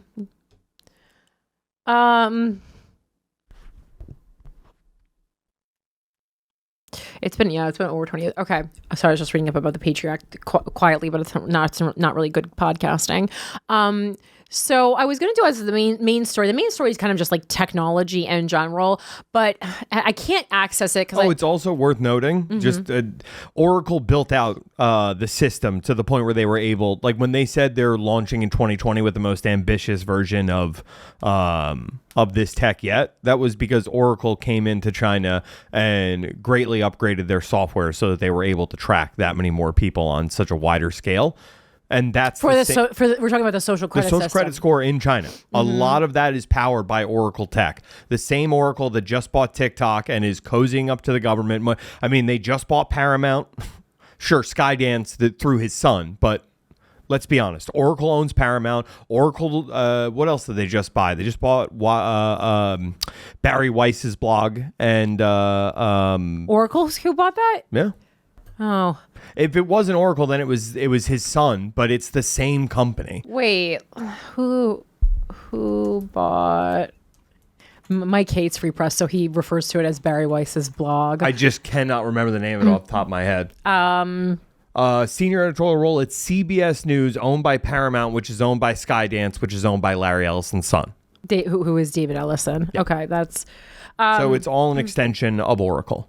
So so we know we've been covering the TikTok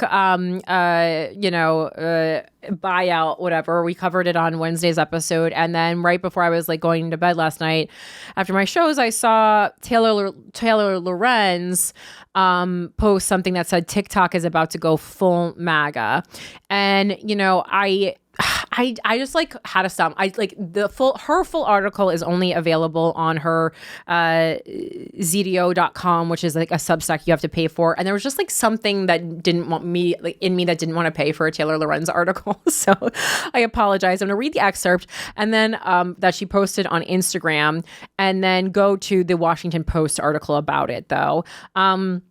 She says everything that the right-wing influencers and critics of the TikTok ban predicted would happen has come to fruition. The Trump administration is currently in the final stages of closing a deal that would hand over control of TikTok to a group of right-wing pro-Israel billionaire investors like Larry Ellison and the Murdoch's Fox Corp, who will undeniably leverage the platform to push pro-MAGA messaging. This new ownership structure will likely result in significant censorship and a shift in the type of content discoverable on the app.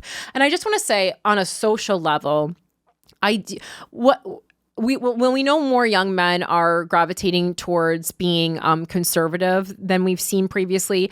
But I was walking home from my shows last night, and I always keep my headphones off because I like to listen to the sounds of New York City. I'm definitely like a big listening in on people's conversations. That's like Comedian 101. We listen to other people all the time.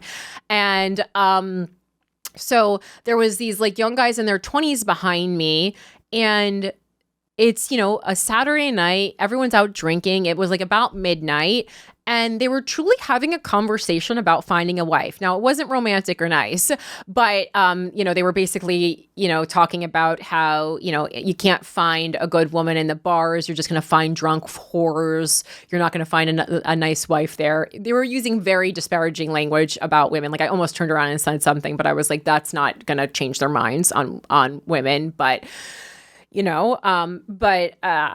was really disturbing to hear, saddening really. And I was just in my head thinking like, I am so glad that I am 39 years old and I had a different crop of men to deal with. Like, they weren't great, but it wasn't that. But it was just like kind of more like, I'm like, where so many more guys in their 20s are like on this quest to find a wife, and like that was not a thing when I was in my 20s in at least in this part of where I grew up in the Northeast. It might very well have still been in the Midwest, but it's like this wanting to find a wife has leaked into the Northeast in a way that we have not seen in decades and decades. And I just thought that was very interesting. And to me, that is part of the influence that MAGA taking over TikTok will have. It's not just politics. It's also like social norms. And we talk about trad wives or whatever it is. Like, this stuff really does influence culture. Okay. And it's not just always like who you're voting for. It's how you live your life. We saw those stats that they presented about like how having children is now the number one, thing that means success for young men in a poll. Taylor goes on to say this new ownership structure will likely result in significant censorship and a shift in the type of content discoverable on the app. TikTok's new US-centric algorithm and ownership will cut off users' access to global perspectives and could censor narratives that challenge US power or foreign policy.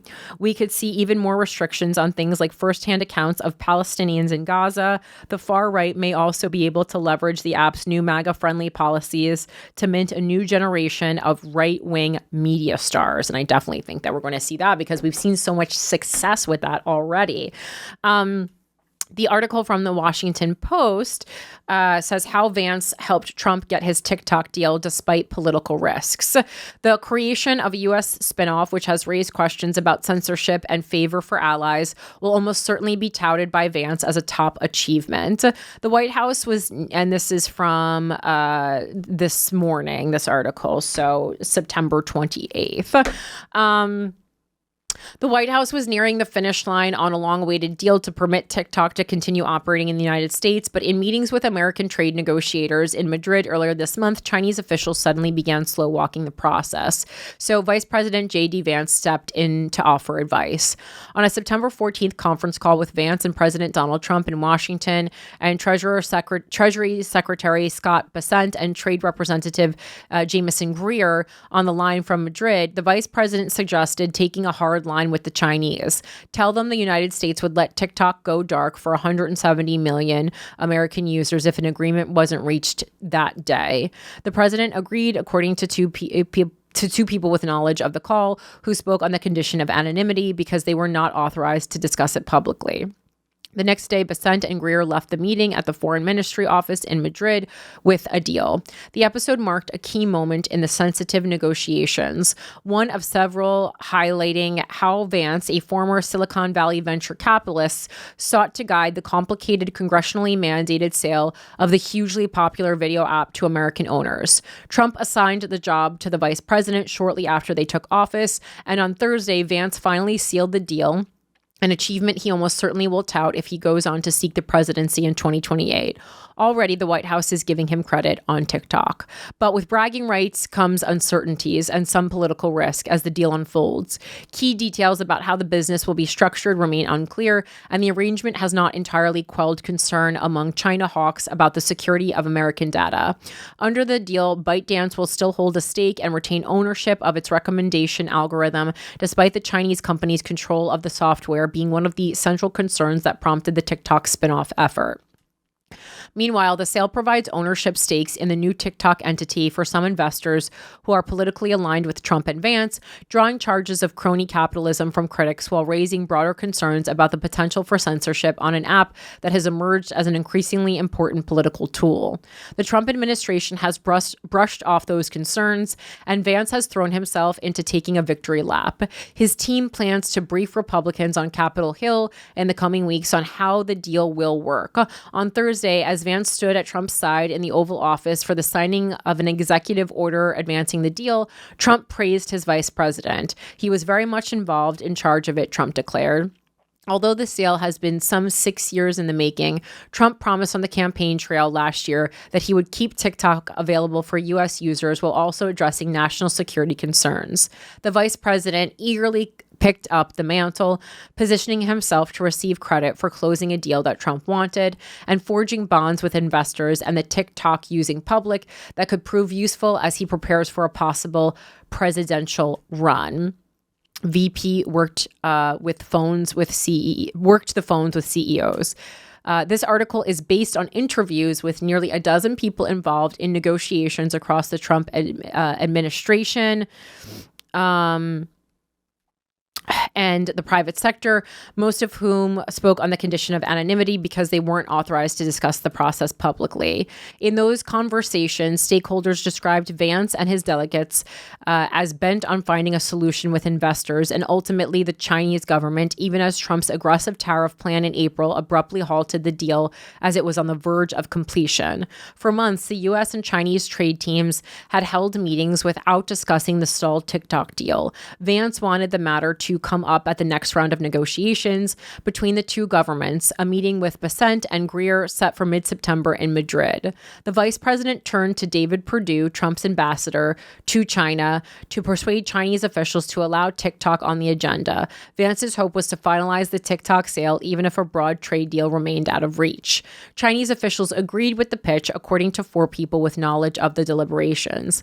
TikTok and the federal government had negotiated unsuccessfully for years, including the duration of Joe Biden's presidency, over national security concerns about potential Chinese manipulation of personal data and video feeds on the platform.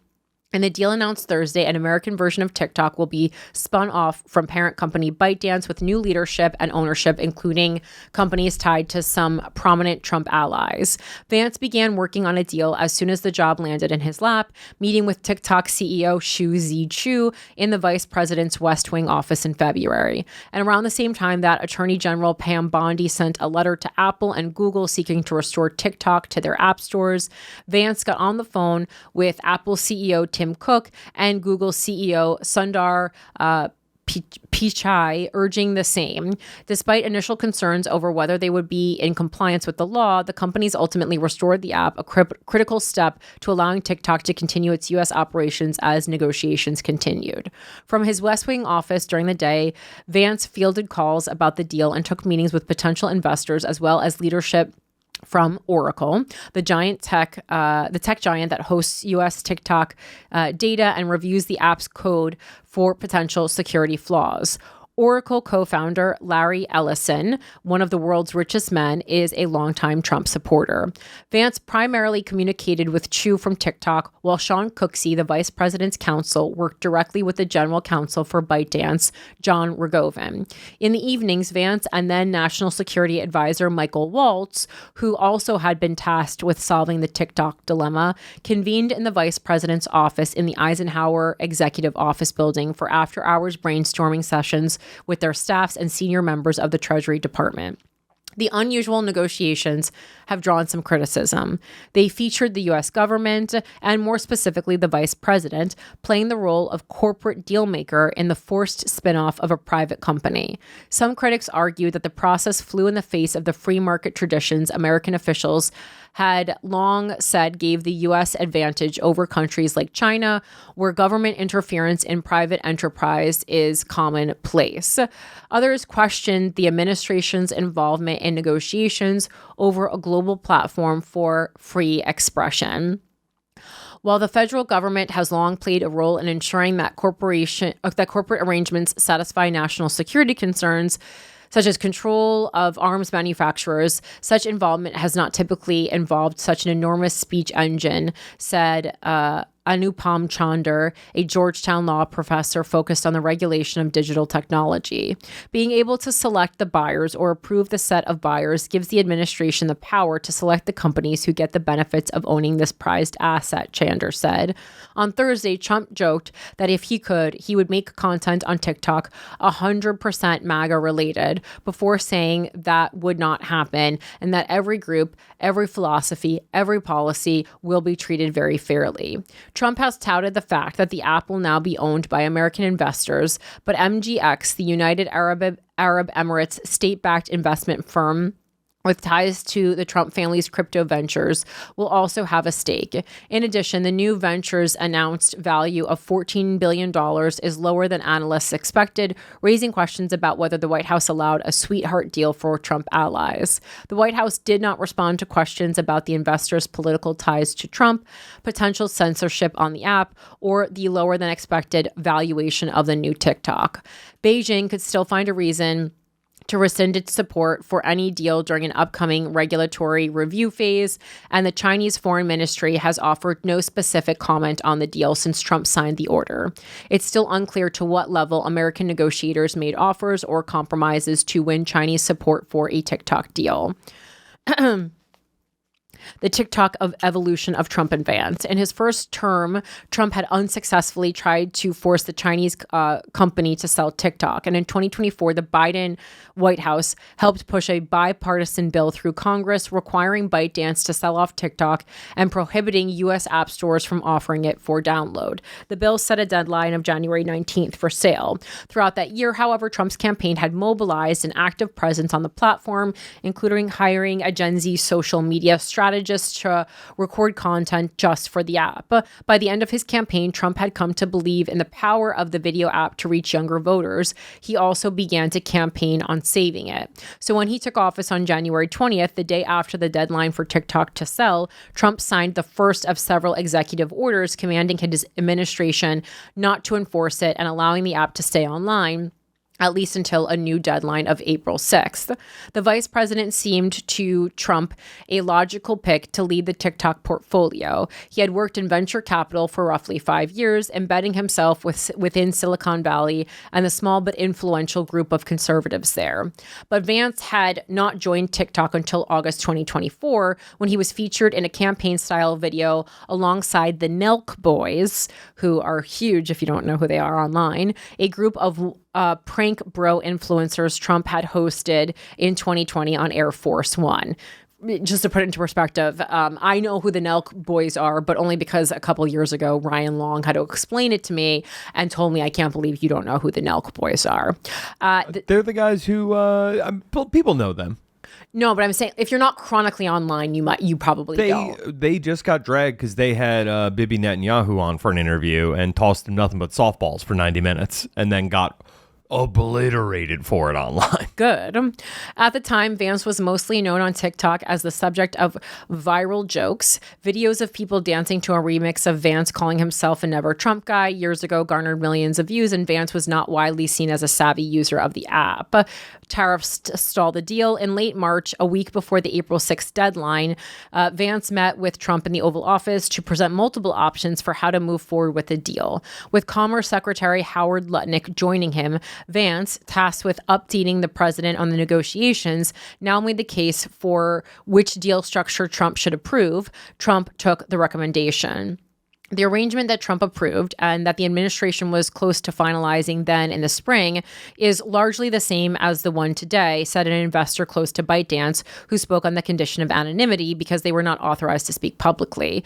The Chinese government was nearly on board and the parties involved were confident that they would be by the deadline. A TikTok announcement and executive order signing was planned for that Friday. But on April 2nd, Trump held a news conference in the Rose Garden to announce sweeping new tariffs on Chinese imports. China quickly condemned the action, which Trump called Liberation Day, as unilateral bullying, and the TikTok negotiations came to a sudden halt. ByteDance was forced to back out days before the deal was to be signed, said another person with knowledge of the events.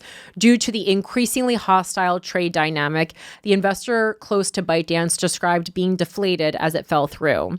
Spokespeople for ByteDance and TikTok did not respond to a request for comment. With 2 days to go before the next deadline, Cooksey and the White House's policy team had to quickly secure another extension to keep TikTok from going dark. Some legal experts have argued the White House did not have the authority to extend a deadline set in statute. They didn't. After months of stalled negotiations, talks picked up in August when Vance and Perdue nudged Chinese officials to discuss TikTok at the next trade meeting on September 14th in Madrid. By then, the TikTok deal was at the 1 yard line, according to an official with the Office of the U.S. Trade Representative. Vance and his team had spent the prior 6 months working with ByteDance and potential investors to shore up the commercial side of the deal, but it still needed the critical final agreement between the two governments. The locale was the 17th century Santa Cruz Palace, a Baroque former prison. Oh, come on. On the second day of negotiations, after the call with Trump and Vance the night before, the Americans walked in with a determination to play hardball, according to 3 U.S. officials. "We came in hot," recalled one official who was in the room, explaining that the mood resulted in part from U.S. confidence following other recent trade negotiations.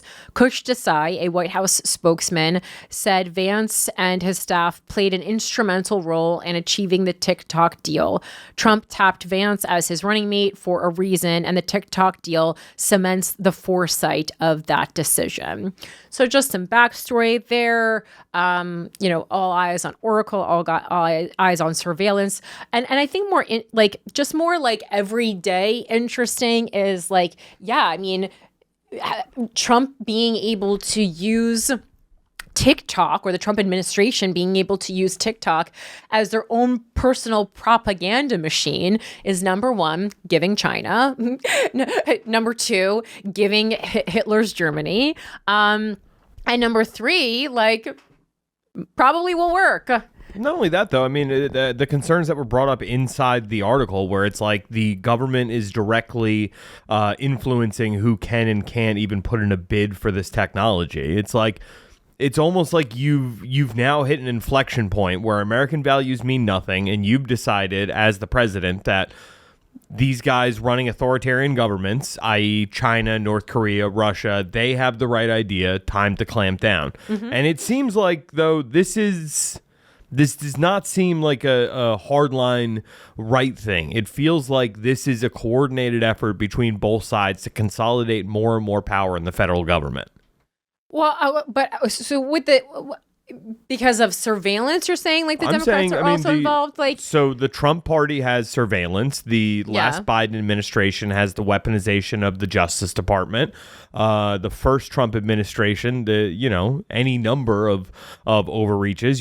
I'm saying go back all the way to George W. Bush, and it has been a constant power grab of federal control by presidents for this entire century. Well, it is interesting because we think of George W. Bush as kind of just like doo, doo, doo, doo, doo, and people kind of make jokes like, now that we've seen Trump, we kind of yearn for the days of George W. Bush.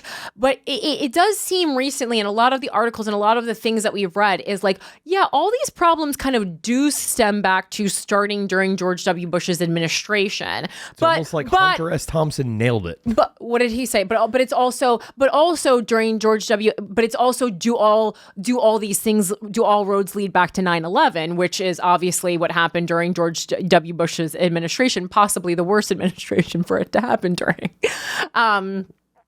What's your Hunter S. Thompson reference? What did he predict? So he was writing for Page 2, like ESPN, actually, like it was one of his last gigs, before he passed. But essentially it was, the party's over, folks. Mm-hmm. That was it. It's just that they are going to. Okay. I mean, I can read this whole essay because right. It's very poignant. But. How long is it? I never mind a little mic reading time. We know you love a little show time. Okay, so and since it's already written by someone else, we don't have to fact check it because Mike is reading someone else's work. This is not a fact piece. This is an opinion piece. Good differentiation. So the title of the article is "Fear and Loathing in America," and so this was in ESPN. This was on ESPN. Interesting. Yeah. He was. I mean, he was always interested in sports. Yeah, but Lil Wayne had a column for ESPN at one point. But is it tied into sports, or is it kind of like how Playboy has regular articles about not tits? Well, I mean, it was Page 2, which is like I don't know. I'm not familiar. Page 2 was like kind of a it's like where Bill Simmons got his start. Like it was kind of like the off-brand ESPN. Like this is not necessarily just sports. It's like opinion pieces. Okay. So this is the chunk that constantly gets shared. Okay. We are here. I'll bring it up on the screen. We are at war now, according to President Bush, and I take him at his word. He also says this war may last a very long time. Generals and military scholars will tell you that in 8 to 10 years is actually not such a long time in the span of human history, which no doubt is true. But history also tells us that 10 years of martial law and wartime economy are going to feel like a lifetime of people who are in their 20s today. The poor bastards of what will forever be known as Gen Z are doomed to be the first generations of Americans who will grow up with a lower standard of living than their parents enjoyed. That is extremely heavy news, and it will take a while for it to sink in. The 22 babies born in New York City while the World Trade Center burned will never know what they missed. The last half of the 20th century will seem like a wild party for rich kids compared to what's coming now. The party is over, folks. Oh. Yeah, I like, how like people always like, oh, I wish I was younger. I do not envy Gen Z. I do not want to be a part of Gen Z at all. Nightmare stuff, honestly. Yeah. Like my standard of living is significantly worse than my dad's was at 30, which is not true for him. And I cannot imagine Aura is going to be doing better at 30 than, Yeah, no, for sure. I mean, this all goes into my decision about children. I wanted to quickly do this is a little inside baseball-y, but I feel like it would be weird for me not to cover it, and it really does pertain to this show, right? So you might have seen, if you're like a huge stand-up comedy fan, there's this comedy festival in Saudi Arabia that's happening right now, the Riyadh Comedy Festival, and the comedians who are a part of it are getting attacked because they like camp like basically as like sellouts to democracy. And what's also interesting is some comedians, namely like Mark Maron's have been speaking a lot about it, but he jokes that he wasn't offered, a position in the comedy festival anyway. So, but he acknowledges that, like he likes to make fun of himself. But a comedian, Atsuko, who you guys might know, really huge right now. So Atsuko, was asked and said no to it. Shane Gillis also famously was asked and said no to it. And Atsuko actually posted on social media her offer for this festival and the contract that these comedians had to sign. And it's so interesting because a lot of these people are big free speech warriors. One of them might even have to do with a personal matter that I discussed on the podcast weeks ago, if you want to put some pieces together. So it just really fucking made me laugh, some of the people that are on this lineup. But again, my guess is on this lineup. Your guess is not. You're right. I know. It's just amazing to me how much these people are all lined up. Yeah. Oh, it's always the same, though. It's the same suspects. Let me see. I think she put it on Threads because I want to read the actual language. Oh, Atsuka's thing? Yeah, I'll pull it up. But it's basically like kind of what we just talked about with that Chinese, the social credit system. There is a clause in this contract that anyone would have to sign where they say that they will not say anything negative about the government. Like it's really crazy stuff, especially for this. Like this lineup is not just any lineup. This is a lineup of some of the and especially the male comedians on the lineup, but Whitney Cummings too. People who are constantly, talking about being the bad boys and girls of comedy, and I do not want to be. I'm not trying to be one of these comics who's like attacking other comics. I think that there's a group of comics who have made really huge careers online of constantly targeting other comedians. And like, that's not my jam. But when people are being like outright hypocrites, well, there's also, though... and this is dangerous, too. I agree. But to be fair, there's also people on that lineup who've been very outspoken people about equal rights, about trans rights, about... Oh, yeah, of course. You know what I mean? Yeah. So there's woke people who are taking that bag, too. No, and like some of these, like most of the people, I don't care that they did this because I could have predicted it, but there are a couple people on this lineup who it does absolutely break my heart that they're a part of this, and I really hate that. There's some people who I really think are decent human beings. So first of all, my barometer, if you have a mortgage and you took this, I can't get mad at you. Well, number one, I was if you've signed contracts where you'll quote unquote never have to work again and you took this, you're an animal. Well, I was spitballing some numbers with someone who works in the industry in representation about how much the people were getting offered. And there's a couple people I'm going to ask directly off the record who I think will tell me how much their offer was, but I just haven't seen them recently and they're not going to text it to me. I have one number. From Tim Dillon.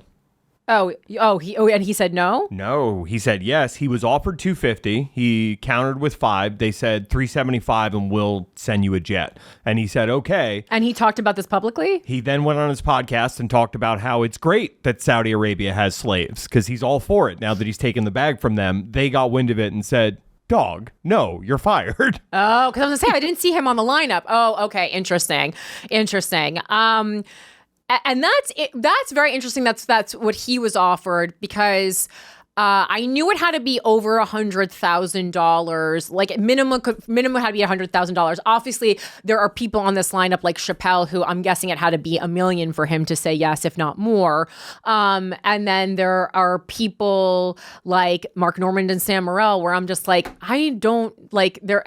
Some like at some point it might be a bad deal for the comedy festival depending on how much they were asking, because you have to look at the venues that these people are selling out. Like, is it a theater? Is it a stadium? Like, what level a venue are these people capable of selling out? And so this offer for Atsuko said Per our conversation attached and below, please find the offer, blah, blah, blah. Let's see. No, this is the offer. Where's the one where it says she posted the contract one? And then here, below underneath. it. Content restrictions. Artists shall not prepare or perform any material that may be considered to degrade, defame, or bring into public disrepute, contempt, scandal, embarrassment, or ridicule the Kingdom of Saudi Arabia, including its leadership, public figures, culture, or leadership, the Saudi royal family, legal system, or government, and any religion, religious tradition, religious figure, or religious practice. No comedian should sign that.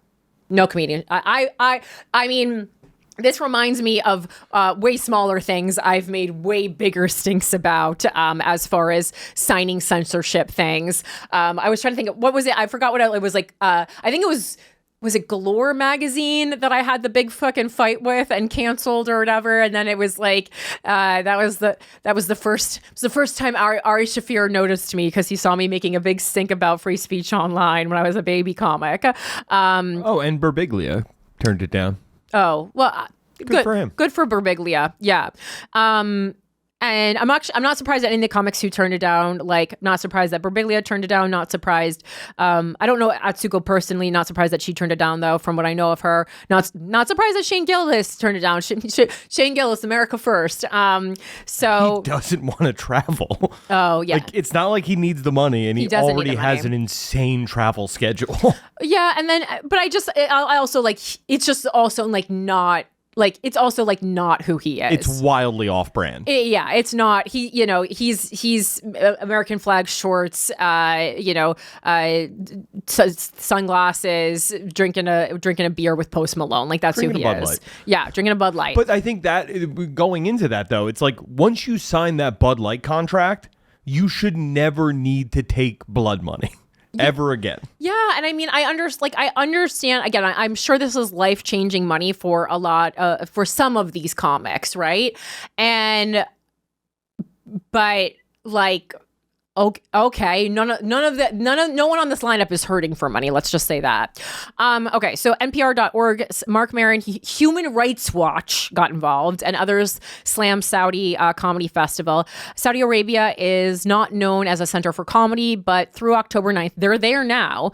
The country's capital, Riyadh, is hosting dozens of A-list comedians, many of them American, at the first ever Riyadh Comedy Festival. The participation of big-name funny men, including Dave Chappelle, Aziz Ansari, Kevin Hart, and Jimmy Carr, that one it makes me sad, has provoked criticism from fellow comedians, including Mark Maron, Shane Gillis, and Stavros Halkias, as well as human rights groups and other commentators. The Saudi government is using the Riyadh Comedy Festival to deflect attention from its brutal repression of free speech and other pervasive human rights violations, said Human Rights Watch in a statement this week. Participating comedians, to avoid contributing to laundering the Saudi government's reputation, should use the comedy festival to publicly urge Saudi authorities to free unjustly detained Saudi dissidents, journalists, and human rights activists. Yeah, and I mean, and then get beheaded before you go home. Like, are you crazy? If anyone, come see Sam Morrill in a vat of acid. I mean, that is, if any of you comics who are out there right now do this, I mean, we talk about, you want to be a martyr, if you want to be a martyr for comedians, go down like that, because that is impressive. Not only that, is there anything funnier than Mark Maron going to Saudi Arabia, mocking the Saudi government, and getting killed for it? Yeah, but Mark Maron's not on this festival. He's one of the ones who was speaking out. Sorry, I meant Mark Norman. Mark Norman, yeah. I'm just saying, like, that is the height of comedy. I know. I'm just going comedy getting beheaded. A recent U.S. State Department report on Saudi Arabia's human rights record in 2024 listed abuses including arbitrary or unlawful killings, disappearances, torture, arbitrary arrest and detention, and serious restrictions on freedom of expression and media freedom, among other things. Not only is it a slap in the face to human rights to go, I would also just be like nervous to go. Like, I don't want I don't even want the Saudi government knowing I exist, to be quite honest. Do you think you could make it in and out safely? Me? I don't think you could. Yeah, no. I mean, not to worry, for a long list of reasons would not be invited. But yeah, I'm actually, it's interesting that Whitney Cummings was invited, though. That is interesting. Especially after what she did at New Year's. What did she do at New Year's? She went on CNN and basically was like, she said all the things that are like, release the Epstein files and stuff. I remember that. Okay. A lot of third rail stuff on live TV. Well, I think that's what, like, she has become kind of like a big member of like this, like, I'm going to call them the alt-right wing boys club of comedy. She has become part of that. So it does, like, that in that way it checks out. In a video on Mark Maron's Instagram channel, the What the Fuck podcast host took aim at colleagues who signed up to perform at the festival while referencing the allegations of the Saudi government's possible involvement in the September 11th attacks. And Pete Davidson, whose dad died in 9/11, is one of the comics on this festival, which people are going crazy about. And also talk about someone who doesn't need the money and its role. And again, I hate to talk about people's financial situations, because just because you're famous, I always money is, the US dollar is like losing value day by day. And like, I understand, especially with Pete, has a baby on the way. So I never like to speak and say like, you don't need money. Because like plenty of people have said that to me at different times in my career. And it's like, well, as your money expands, so does your staff. And then you look at your bank account at the end of the day and you pay your taxes and you go, I really don't actually have that much money anymore. So I don't want to speak for other people's financial situations. I mean, for Kevin Hart, I feel comfortable speaking for. Dave Chappelle, I feel comfortable speaking for. Pete Davidson is in that kind of Lindsay Lohan area where you're like, well, he's really famous, but really like, what has he done recently to get money? So I don't want to speak for him. But anyway, it is still weird when your dad died at 9/11. And its role in the 2018 murder of journalist Jamal Khashoggi. From the folks that brought you 9/11, 2 weeks of laughter in the desert, don't miss it, joked Maron cerbically. The same guys that's going to pay them is the same guy that paid that guy to bonesaw Jamal Khashoggi and put him in a fucking suitcase. But don't let that stop the yucks. It's going to be a good time. Mark Maron's also been on a bit of a I'm a good lib, but I also hate libs tour recently. Shane Gillis and Pete Davidson has been in 3 movies this year, by the way. Yeah, but like, I understand, but like big ones? I know the horror one he's been in. What are the other 2 ones that he was in? Dogman, the animated feature, which did very, very well. Okay, and, I'd have to see his how much like his contracts were worth. I'm guessing a lot, but and the Pickup, which was like on the splash page of Amazon for it. It was like a big Amazon release. So, all right. Shane Gillis and Stavi were both invited to perform at this event, which was announced in July by General Entertainment Authority Chairman Turki Al-Sheikh. On his podcast, Gillis said he declined a significant bag to perform at the event. I took a principled stand, he said. In a podcast conversation with Chris DiStefano, Halkias said, can't do it. Fellow comedian DiStefano conversely told Halkias he accepted the invitation. I didn't want to do it either, he said, adding that it was his wife who urged him to take the money. I will, in Chris's defense, he does have, he's like has the, besides like Jessica Kirson, has the biggest family, I think, to take care of out of any of the individuals on the lineup. Most of them don't even have families to take care of. But what are you talking about? Louis C.K.'s whole thing is how much he hates his daughters. Oh, yeah. But just like Chris is one of the ones who I'm like, I love Chris. Chris is just like Chris is a real solid person, and Jessica Kirson is a real solid person too. So, but I just like, those are the people I'm like, oh, I love you guys, Saudi Arabia's play. NPR reached out to representatives of nearly every participating comedian for comment, as well as the Saudi embassy in Washington, D.C. and the country's General Entertainment Authority. No one had responded by the time of publication. However, in its statement announcing the event, the General Entertainment Authority described the festival as the largest of its kind globally, adding that it reflects the efforts to amplify Riyadh's status as a leading destination for major cultural and artistic events. Oof. Won't even be the top comedy festival this year. What will be? And if you say Skankfest, I'm going to throw something through this fucking window. As a nation heavily dependent on oil, Saudi Arabia is currently engaged in a plan to diversify itself economically, socially, and culturally. Its Vision 2030 program, implemented in 2016, encompasses efforts to increase the country's visibility on the cultural stage. Vision 2030 is a Vision 2030. What does that sound like? What does that titling remind us of? Could it sound like Project 2025? Vision 2030. Well, I mean, there's also just Project 2030. This is. Yeah, are these things good? No. It's like you should train your ears to like hear what something bad sounds like, and it's this. Vision, I hate it. Vision 2030 is a blueprint that is diversifying the economy, empowering citizens. Sincerely doubt that part. Creating a vibrant environment for both local and international investors, and establishing Saudi Arabia as a global leader, the website states. The Riyadh Comedy Festival isn't the first time artists have inspired blowback for accepting invitations to participate in events in Saudi Arabia. Big-name pop music acts, including Mariah Carey, the Black Eyed Peas, and Justin Bieber, all earned criticism for opting to perform in the country in recent years. Doesn't she know Saudi Arabia is one of the most repressive and murderous regimes on the planet? Wrote the activism group Code Pink in a 2019 statement calling for Carey to cancel her show last year. Listen, guys, Mariah Carey is many things. Social advocate is not really one of them, so not surprising. And I mean Justin Bieber either. Neither of the Black Eyed Peas. Like, what are we talking about? An American visual artists who've exhibited their work at Desert X Alua, a spinoff of the Desert X Art Festival here in the U.S., as well as the event's organizers, have also received criticism. In a 2019 article, Los Angeles Times art critic Christopher Knight called the show morally corrupt. Knight added, Saudi Arabia is an absolute monarchy built on theocratic law. Free expression is forbidden, illegal, a criminal act.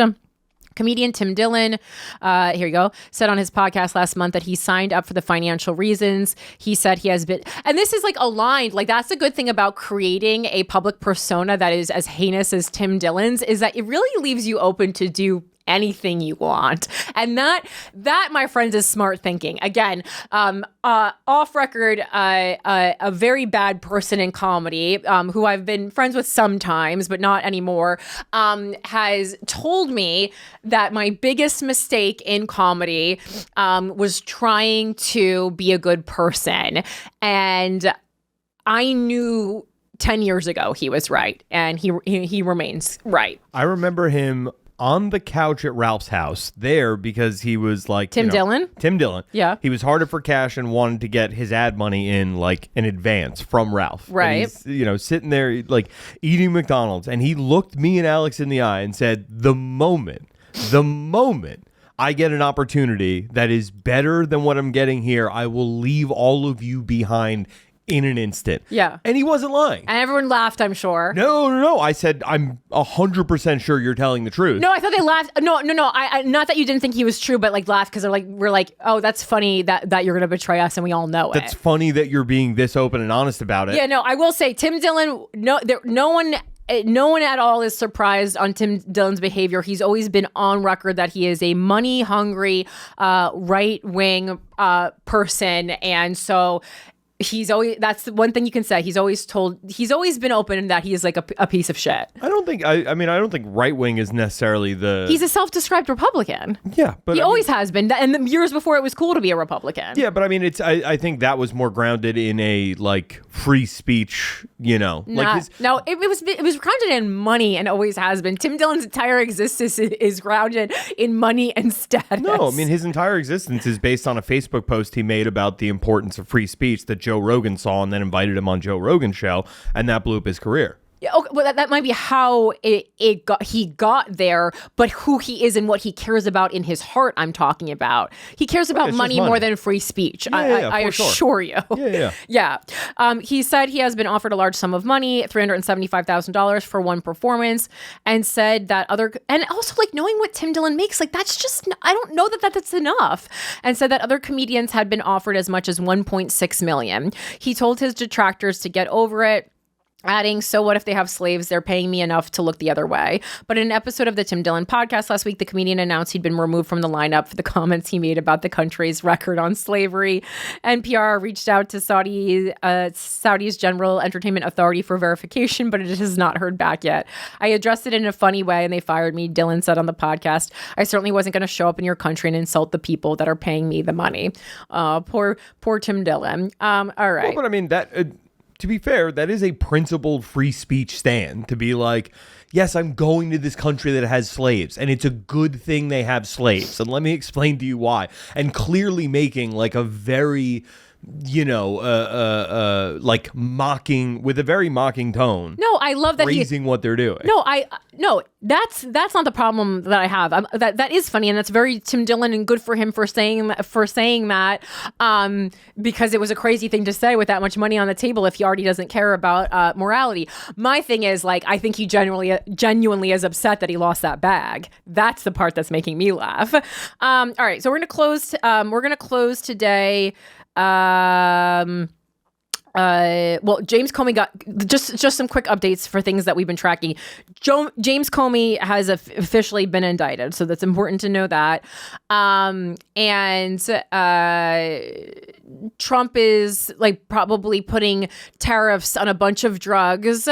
This won't affect if you use generic, but there are some drugs that if you use the name brand, it's gonna cost probably an arm and a leg. A lot of them are aesthetic things like Zepbound and Botox, though, but still definitely like not good news for Americans like the Trump administration was supposed to be. Congress approved withholding $4 billion in federal aid. So that's fun. Those are just some like quick updates if you want to read more about. But I want to end this show with a talk about AI. A lot of you have expressed a lot of fears about AI, Mike Harrington being one of them.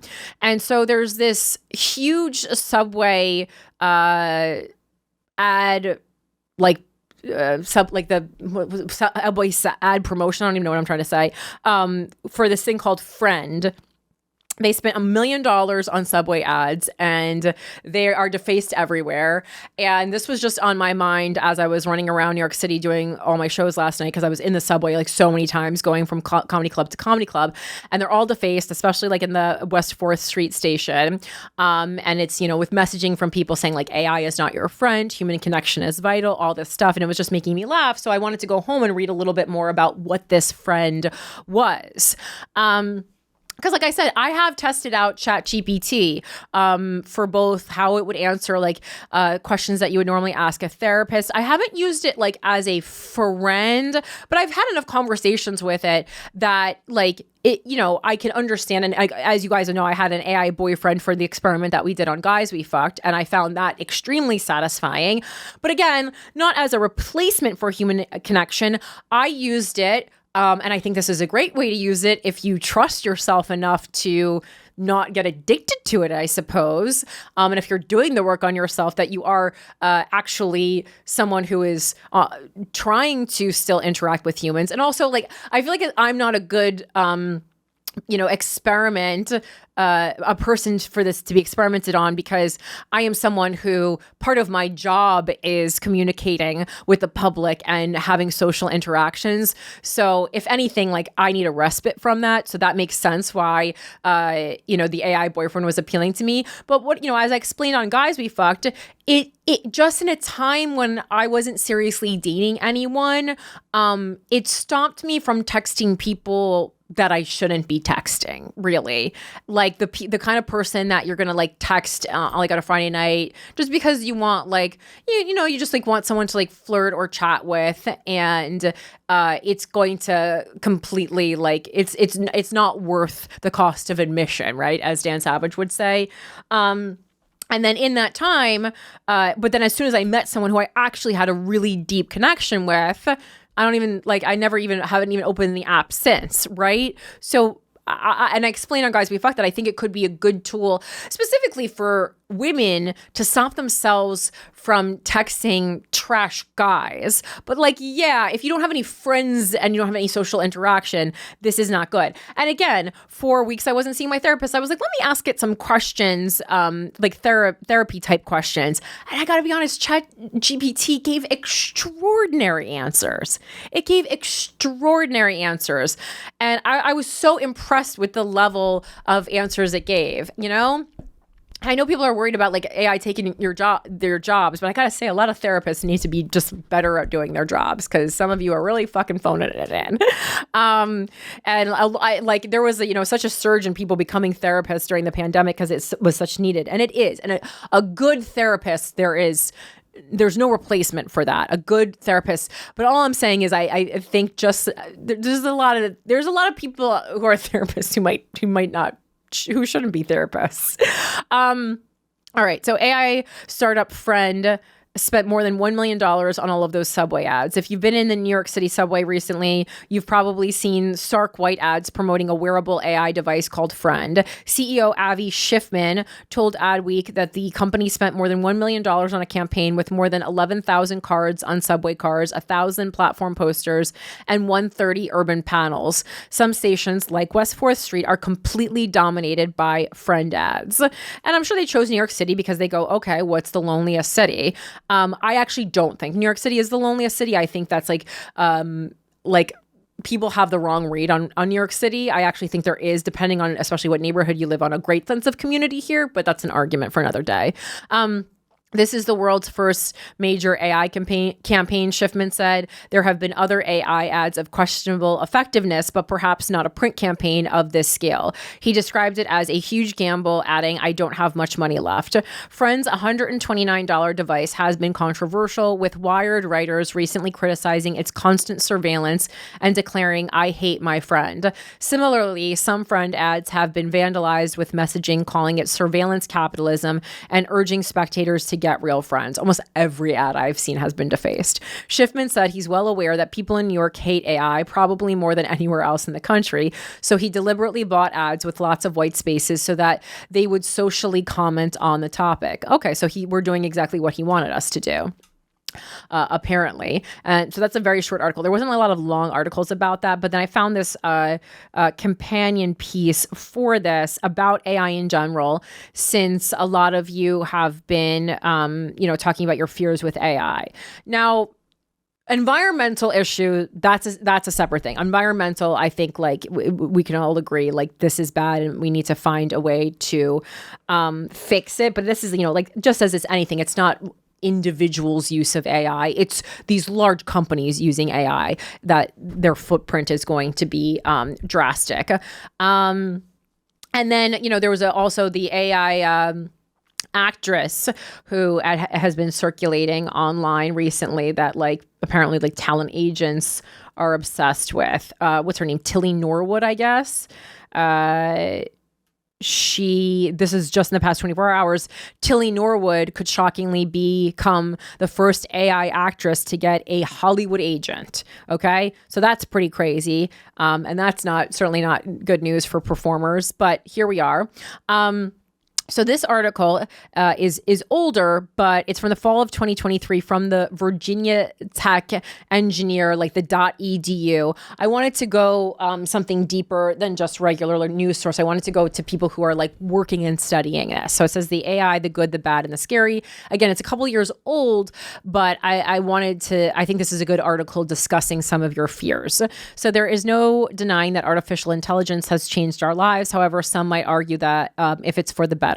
A recent survey by Forbes indicated that many Americans still trust humans over AI by a large percentage. Those surveyed shared that they think people would do a better job of administering medicine, writing laws, and even choosing gifts, just to name a few. The faculty and the College of Engineering have their own opinions based on their expertise and related research. We wanted to hear from some of the most well-versed in the AI space to learn more about how this technology impacts us. These faculty experts range from computer scientists to electrical engineers to aerospace engineers and even building construction experts.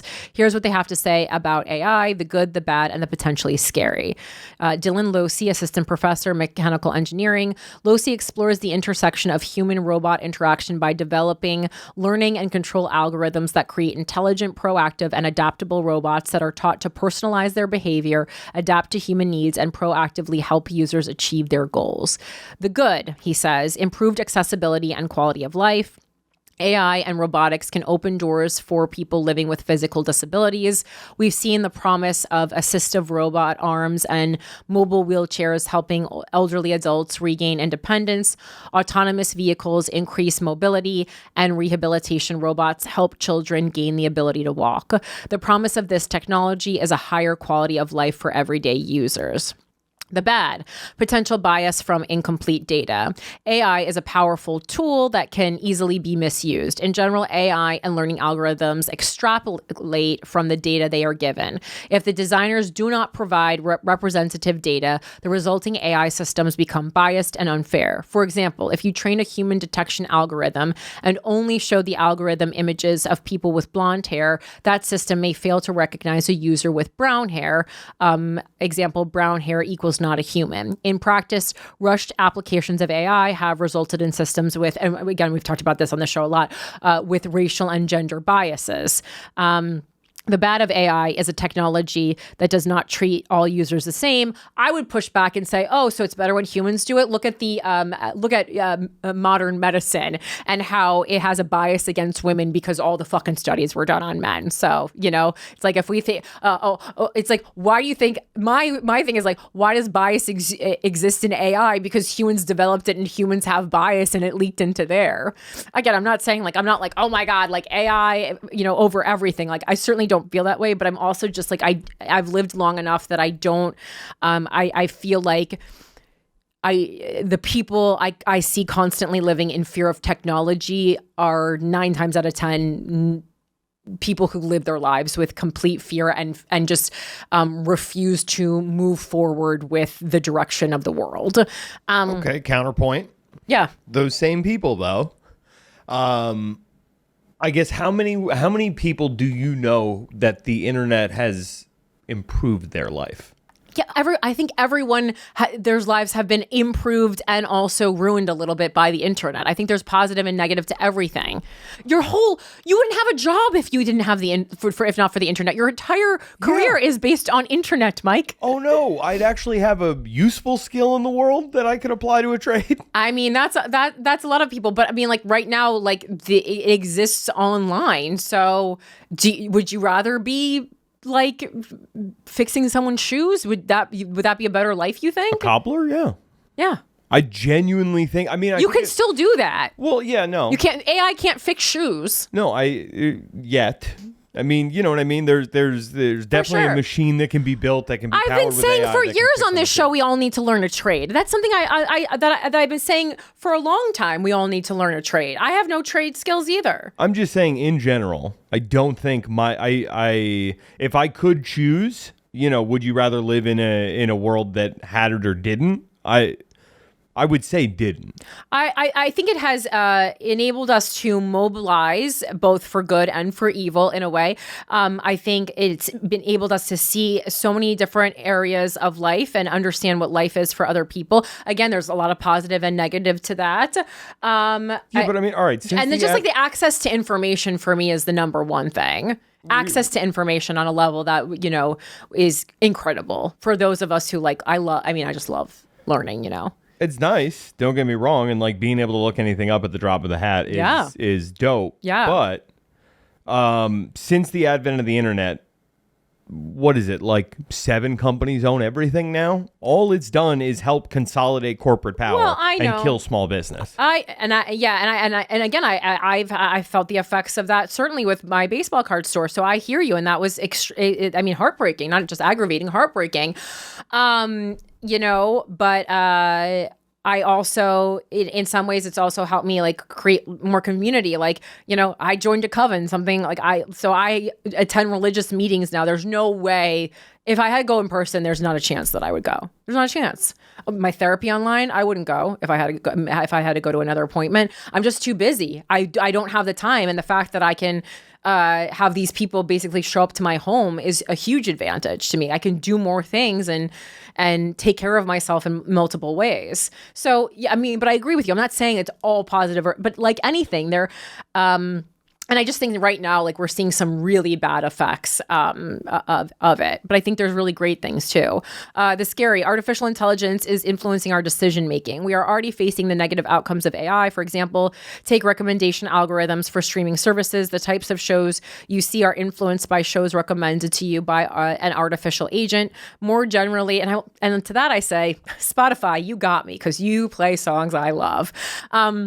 More generally, today's AI systems influence human decision-making at multiple levels, from viewing habits to purchasing decisions, from political opinions to social values. To say that the consequences of AI is a problem for future generations ignores the reality in front of us. Our everyday lives are already being influenced. Artificial intelligence in its current form is largely unregulated and unfettered. Companies and institutions are free to develop the algorithms that maximize their profit, their engagement, their impact. I don't worry about some dystopian future. I worry about the reality we have right now and how we integrate the amazing possibilities of artificial intelligence into human-centered systems. Eugenia Rowe, Assistant Professor, Department of Computer Science. Rowe specializes in computational social science and human-computer interaction with a focus on applying and developing natural language processing techniques to understand and improve how humans talk to each other. The good, improved communication with machines. Large language models, LLMs, are transforming our interactions with technologies. Their capacity to parse and generate human-like text has made it possible to have more dynamic conversations with machines. These models are no longer just about automating tasks. They are versatile support tools that people can tap into for brainstorming, practicing tough conversations, or even seeking emotional support. Imagine having a resource, not quite a friend, but a helpful tool, ready to assist when you need insights or a different perspective. These models are starting to bridge gaps in areas we traditionally reserved for human touch, but it is important to remember they are still tools, not replacements. Oh, and it made me laugh because all these same people in the West 4th Street subway who are writing things like human interaction is sacred. I'm like, these are the same people being like, if you voted for Trump, I hope you fucking die on the internet. So please, LO fucking L. I laughed so hard to myself when I saw that. The bad, increased dependence on technology reduces critical thinking. With the power of LLMs comes the inherent challenge of managing our reliance on them. There is a potential risk of diminishing critical thinking skills if users depend too heavily on AI-generated content without scrutiny. 100%, talked about that. Also, as these models are trained on vast amounts of internet text, they might unknowingly propagate biases present in their training data. Therefore, it is imperative that we approach the adoption of LLMs with a balanced perspective, understanding their subsumed biases and risks, and ensuring that they complement human intelligence rather than replace it. As always, I have the same rules for when I use ChatGPT as I have for this show. When I ask for information, I say, please present XXX information and give me your sources. And they're clickable, so you can go and look at what the fucking sources are. And sometimes when it says Reddit, I say, okay, that's not a source. The scary potential loss of human connection. One of the deeper concerns surrounding LLMs in human AI interaction is the potential erosion of genuine human connection. That was already happening. As we begin to converse more often with AI, naturally there is a question over the authenticity of our interactions. I mean, this was already Instagram. This is dating apps. This is Uber Eats. Like, we were already on our way there. Will we over time prefer the consistent and tailored responses from an LLM over the unpredictable, messy, spontaneous, but genuine nature of human conversation? Moreover, there is the ethical concern of AI being used to manipulate or deceive, given its ability to generate convincing narratives. Hence, it is crucial that we discuss how to set guardrails and ethical standards for the deployment and use of LLMs, ensuring that they are used to enrich our lives rather than diminish the essence of human connection. While LLMs bring challenges, they also offer unprecedented opportunities. It is up to us to harness their capabilities responsibly. Ali Shojai, assistant professor, Myers Lawson School of Construction, Building Construction. Shohai's research agenda reflects his investment in revolutionizing the architecture, engineering, and construction industry through digital innovations such as construction automation, digital twin and smart cities, and computer-based modeling and simulation with the aim of creating a more resiliently built environment. So it'll damage the environment, but then when our communities are flooding, we'll have really smart buildings that can like drink the water, you know?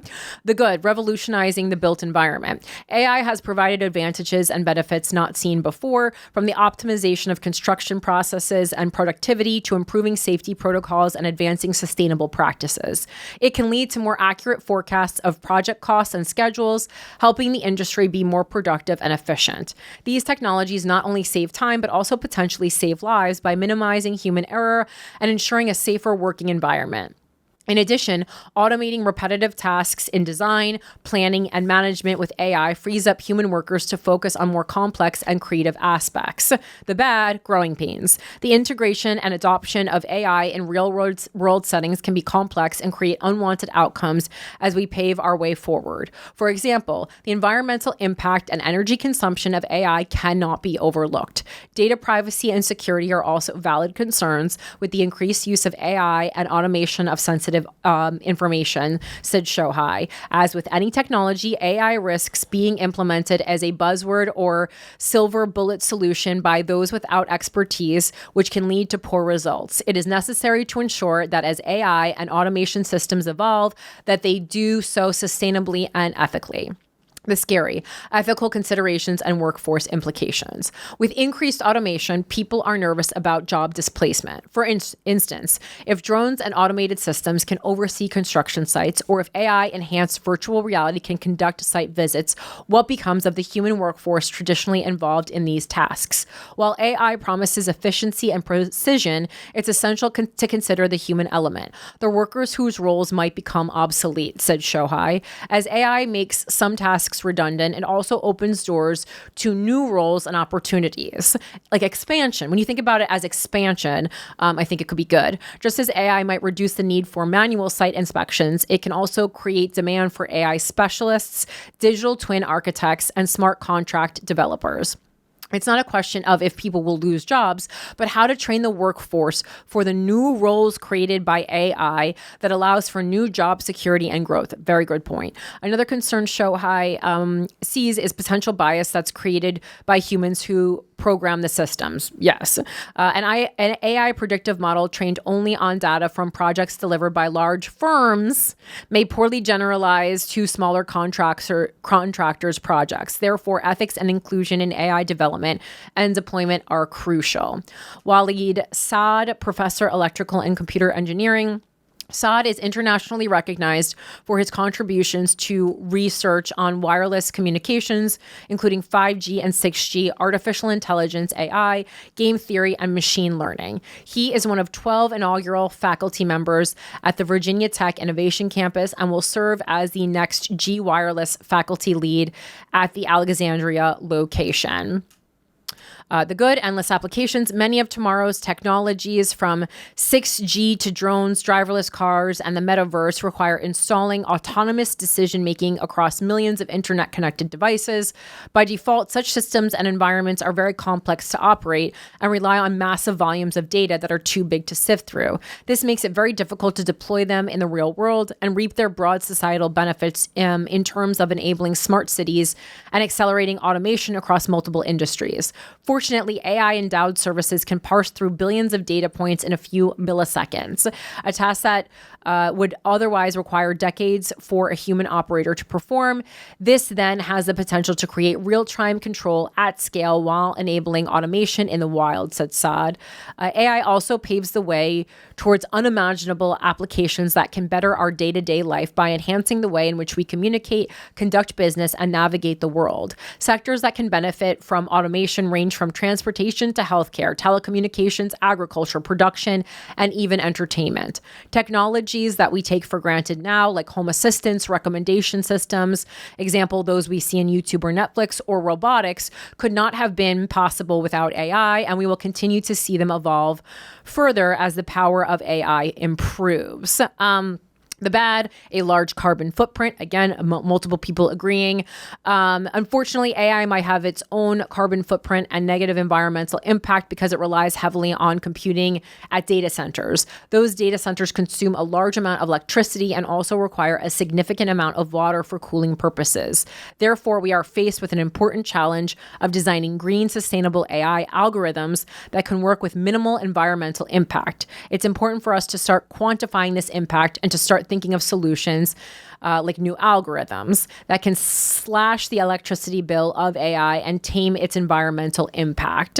The scary, job security. Just like with every technology early on in its development, it would have its own drawbacks and it might look very scary to the uninitiated. Take the example of the internet. Back in the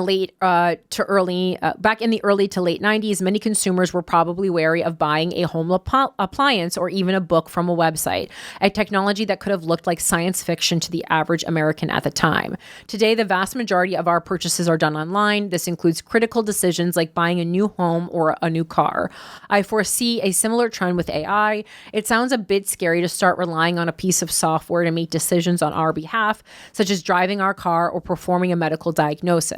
This raises the question of whether AI might begin to replace real jobs like a driver or a doctor. These are, of course, valid concerns that as technologists, we must take into account as we mature and develop the technology. Saad recommends taking these potential scary aspects of AI and harnessing those for the betterment of society. In relation to jobs, as we should view AI as an assistant to doctors, not a replacement. For instance, AI can potentially allow a doctor to sift through complex data to make better informed medical diagnoses much quicker than they could traditionally. Similarly, even though AI might indeed threaten some jobs, it will also help create new jobs that we perhaps cannot even define today. And I think this is the last one. The last one is from Ella Atkins, Fred D. Durham Chair in Engineering and Department Head of Aerospace and Ocean Engineering. Atkinson's areas of expertise include aerospace information systems, unmanned aerial vehicles, and robotics. Her professional successes, your mic is on, have resulted in numerous awards and appointments, including her current position as the Fred D. Durham Chair in Engineering and Department Head in Aerospace and Ocean Engineering at Virginia Tech. The good, enhanced human performance. We understand the concept of superintelligence rigorously. It is easy to see specific tasks in which computer interference is done more quickly and accurately than is possible for a human. Such superhuman performances has been realized in functions ranging from the early Apollo orbiter software necessary to compute Earth orbit re-entry parameters to AI widgets always winning solved games or Watson beating the best Jeopardy champions. Let's not waste time questioning whether functionality such as Apollo guidance software was AI. Instead, let's focus on how even a limited computer from the 1960s could offer an essential superhuman function. Machine learning, ML, in the form of deep neural networks has unquestionably revolutionized our ability to process large data sets and classify or otherwise learn from their content. For example, in the health space, medical issues such as cancer detection are now significantly enhanced by ML perception. These types of societal impacts will continue as artificial intelligence and machine learning continue to grow and evolve. The bad, frivolous use of AI and machine learning. Most successful artificial intelligence and machine learning solutions are based on expert knowledge, which is then translated to training data for machine learning that must be captured and extended. It takes a lot of time and effort to capture expert knowledge and encode it in AI knowledge. Quite often, we don't know how well the tool works until we have a couple generations of it. This is not necessarily bad because most discovery processes can be described in a similar way. However, data centers have a high-end growing carbon footprint, and a large fraction of the job users request are either redundant or misinformed with no useful or actionable result. In short, we guess and check far too often. We need to teach STEM professionals how to optimize large processing tasks and do a better job of sharing data and partial pre-trained solutions to minimize redundancy. And the scary, a potential tool for propaganda. AI and ML have the capacity to be misunderstood so much that it has the potential to become yet another technological gadget that replaces critical thinking. It is also important to make sure that any safety critical system has constraints in place that are trusted to prevent disaster. Example, 2 independent keys required to launch a missile. The same approach should be true for AI widgets with authority. And with such safeguards, there is no reason to believe AI will take over or destroy the world. Perhaps the scariest of all is the very real potential for AI ML joining existing web data mining counterparts to mislead and misinform the next generation. AI, like people, can now speak with authority so much that we are comforted in its accuracy. How do we, as a species, distinguish fact from fiction when both are presented so similarly? Well, and this is also something that we're already failing at when it comes to human beings on large scale, i.e. our president. And how do we as a species prevent even more polarization, than what currently exists due to AI tools giving users what they prefer politically, technologically, and in its advertisements? AI as a propaganda engine is dangerous, and we are all already beginning to witness its effects. So I hope that was a lengthy explanation. Again, from 2 years ago, still super relevant today. I like to hear from the experts, and a lot of times I'll go to like a .edu or some kind of like a study and pull some information to go beyond what we read in the articles. That's our show for today. Thank you so much for tuning in. This is for the October 1st episode. So, what do we say? So this weekend, if you find yourself in Tokyo, Japan, Saturday, October 4th, I'm performing at the Tokyo Comedy Bar, in the Shibuya neighborhood. Very excited for that. Ticket link is in the Linktree, link in my bio. And also, Wednesday, October 22nd, Los Angeles, I'm doing Gash, at the Comedy Store. There's like 10 tickets left for that. So if you want to go, you got to get those now. Insane lineup. So excited for that show. And of course, New York Comedy Festival, Guys We Fucked, Friday, November 14th. Is Guys We Fucked presents Slutsgiving for the New York Comedy Festival. It is the only Guys We Fucked live show we are doing this year. It's at the Crown Hill Theater in Brooklyn. Gorgeous theater. Great big space. We have something really special planned. We're so excited for it, and we're in talks with some really special guests. So make sure to get your tickets for that. It's going to be a fun show. Guys We Fucked, I'm very proud of the live show we do. It's really fun. We put a lot of TLC into it, and of course, make sure you're subscribed to us on YouTube, the Without a Country YouTube, Without a Country podcast on Instagram. I'm at Philanthropy Gal on Instagram and all social media. And Mike, what are you bringing to the table this week? Well, first and foremost, follow me on everything at the M Harrington, and chances are you will see me posting about the following dates. But October 16th, I have Anxiety Attack at New York Comedy Club on East 4th Street. Get tickets at newyorkcomedyclub.com. And then the big one, probably the greatest armored combat event ever on American soil, November 20th, Melrose Ballroom. Tickets at thearmoredleague.com. And just a reminder, this episode taped a couple days in advance. Next week is the Evergreen, but so excited about it. It's like basically an entire episode of God Watch, and with a really incredible interview, interesting with Pastor Jackson Lawmeyer. So make sure to tune in for all of that, and then we'll be back live the week after. Really excited. Again, send me anything at withoutacountrypodcast@gmail.com, but there will be a lapse, and if you want to join the Patreon, patreon.com/withoutacountry. I'll see it, and I'll give you a shout out as soon as we are back live streaming again. Thank you so much for being here. Keep talking, keep critically thinking. And if you're using AI, make sure to give you sources and have a talk with it about not just agreeing with everything you say. And also only use it for questions that actually require AI, not like, what time does Chili's close? You can just Google that. All right. Thank you so much for being here. Stay safe. Bye.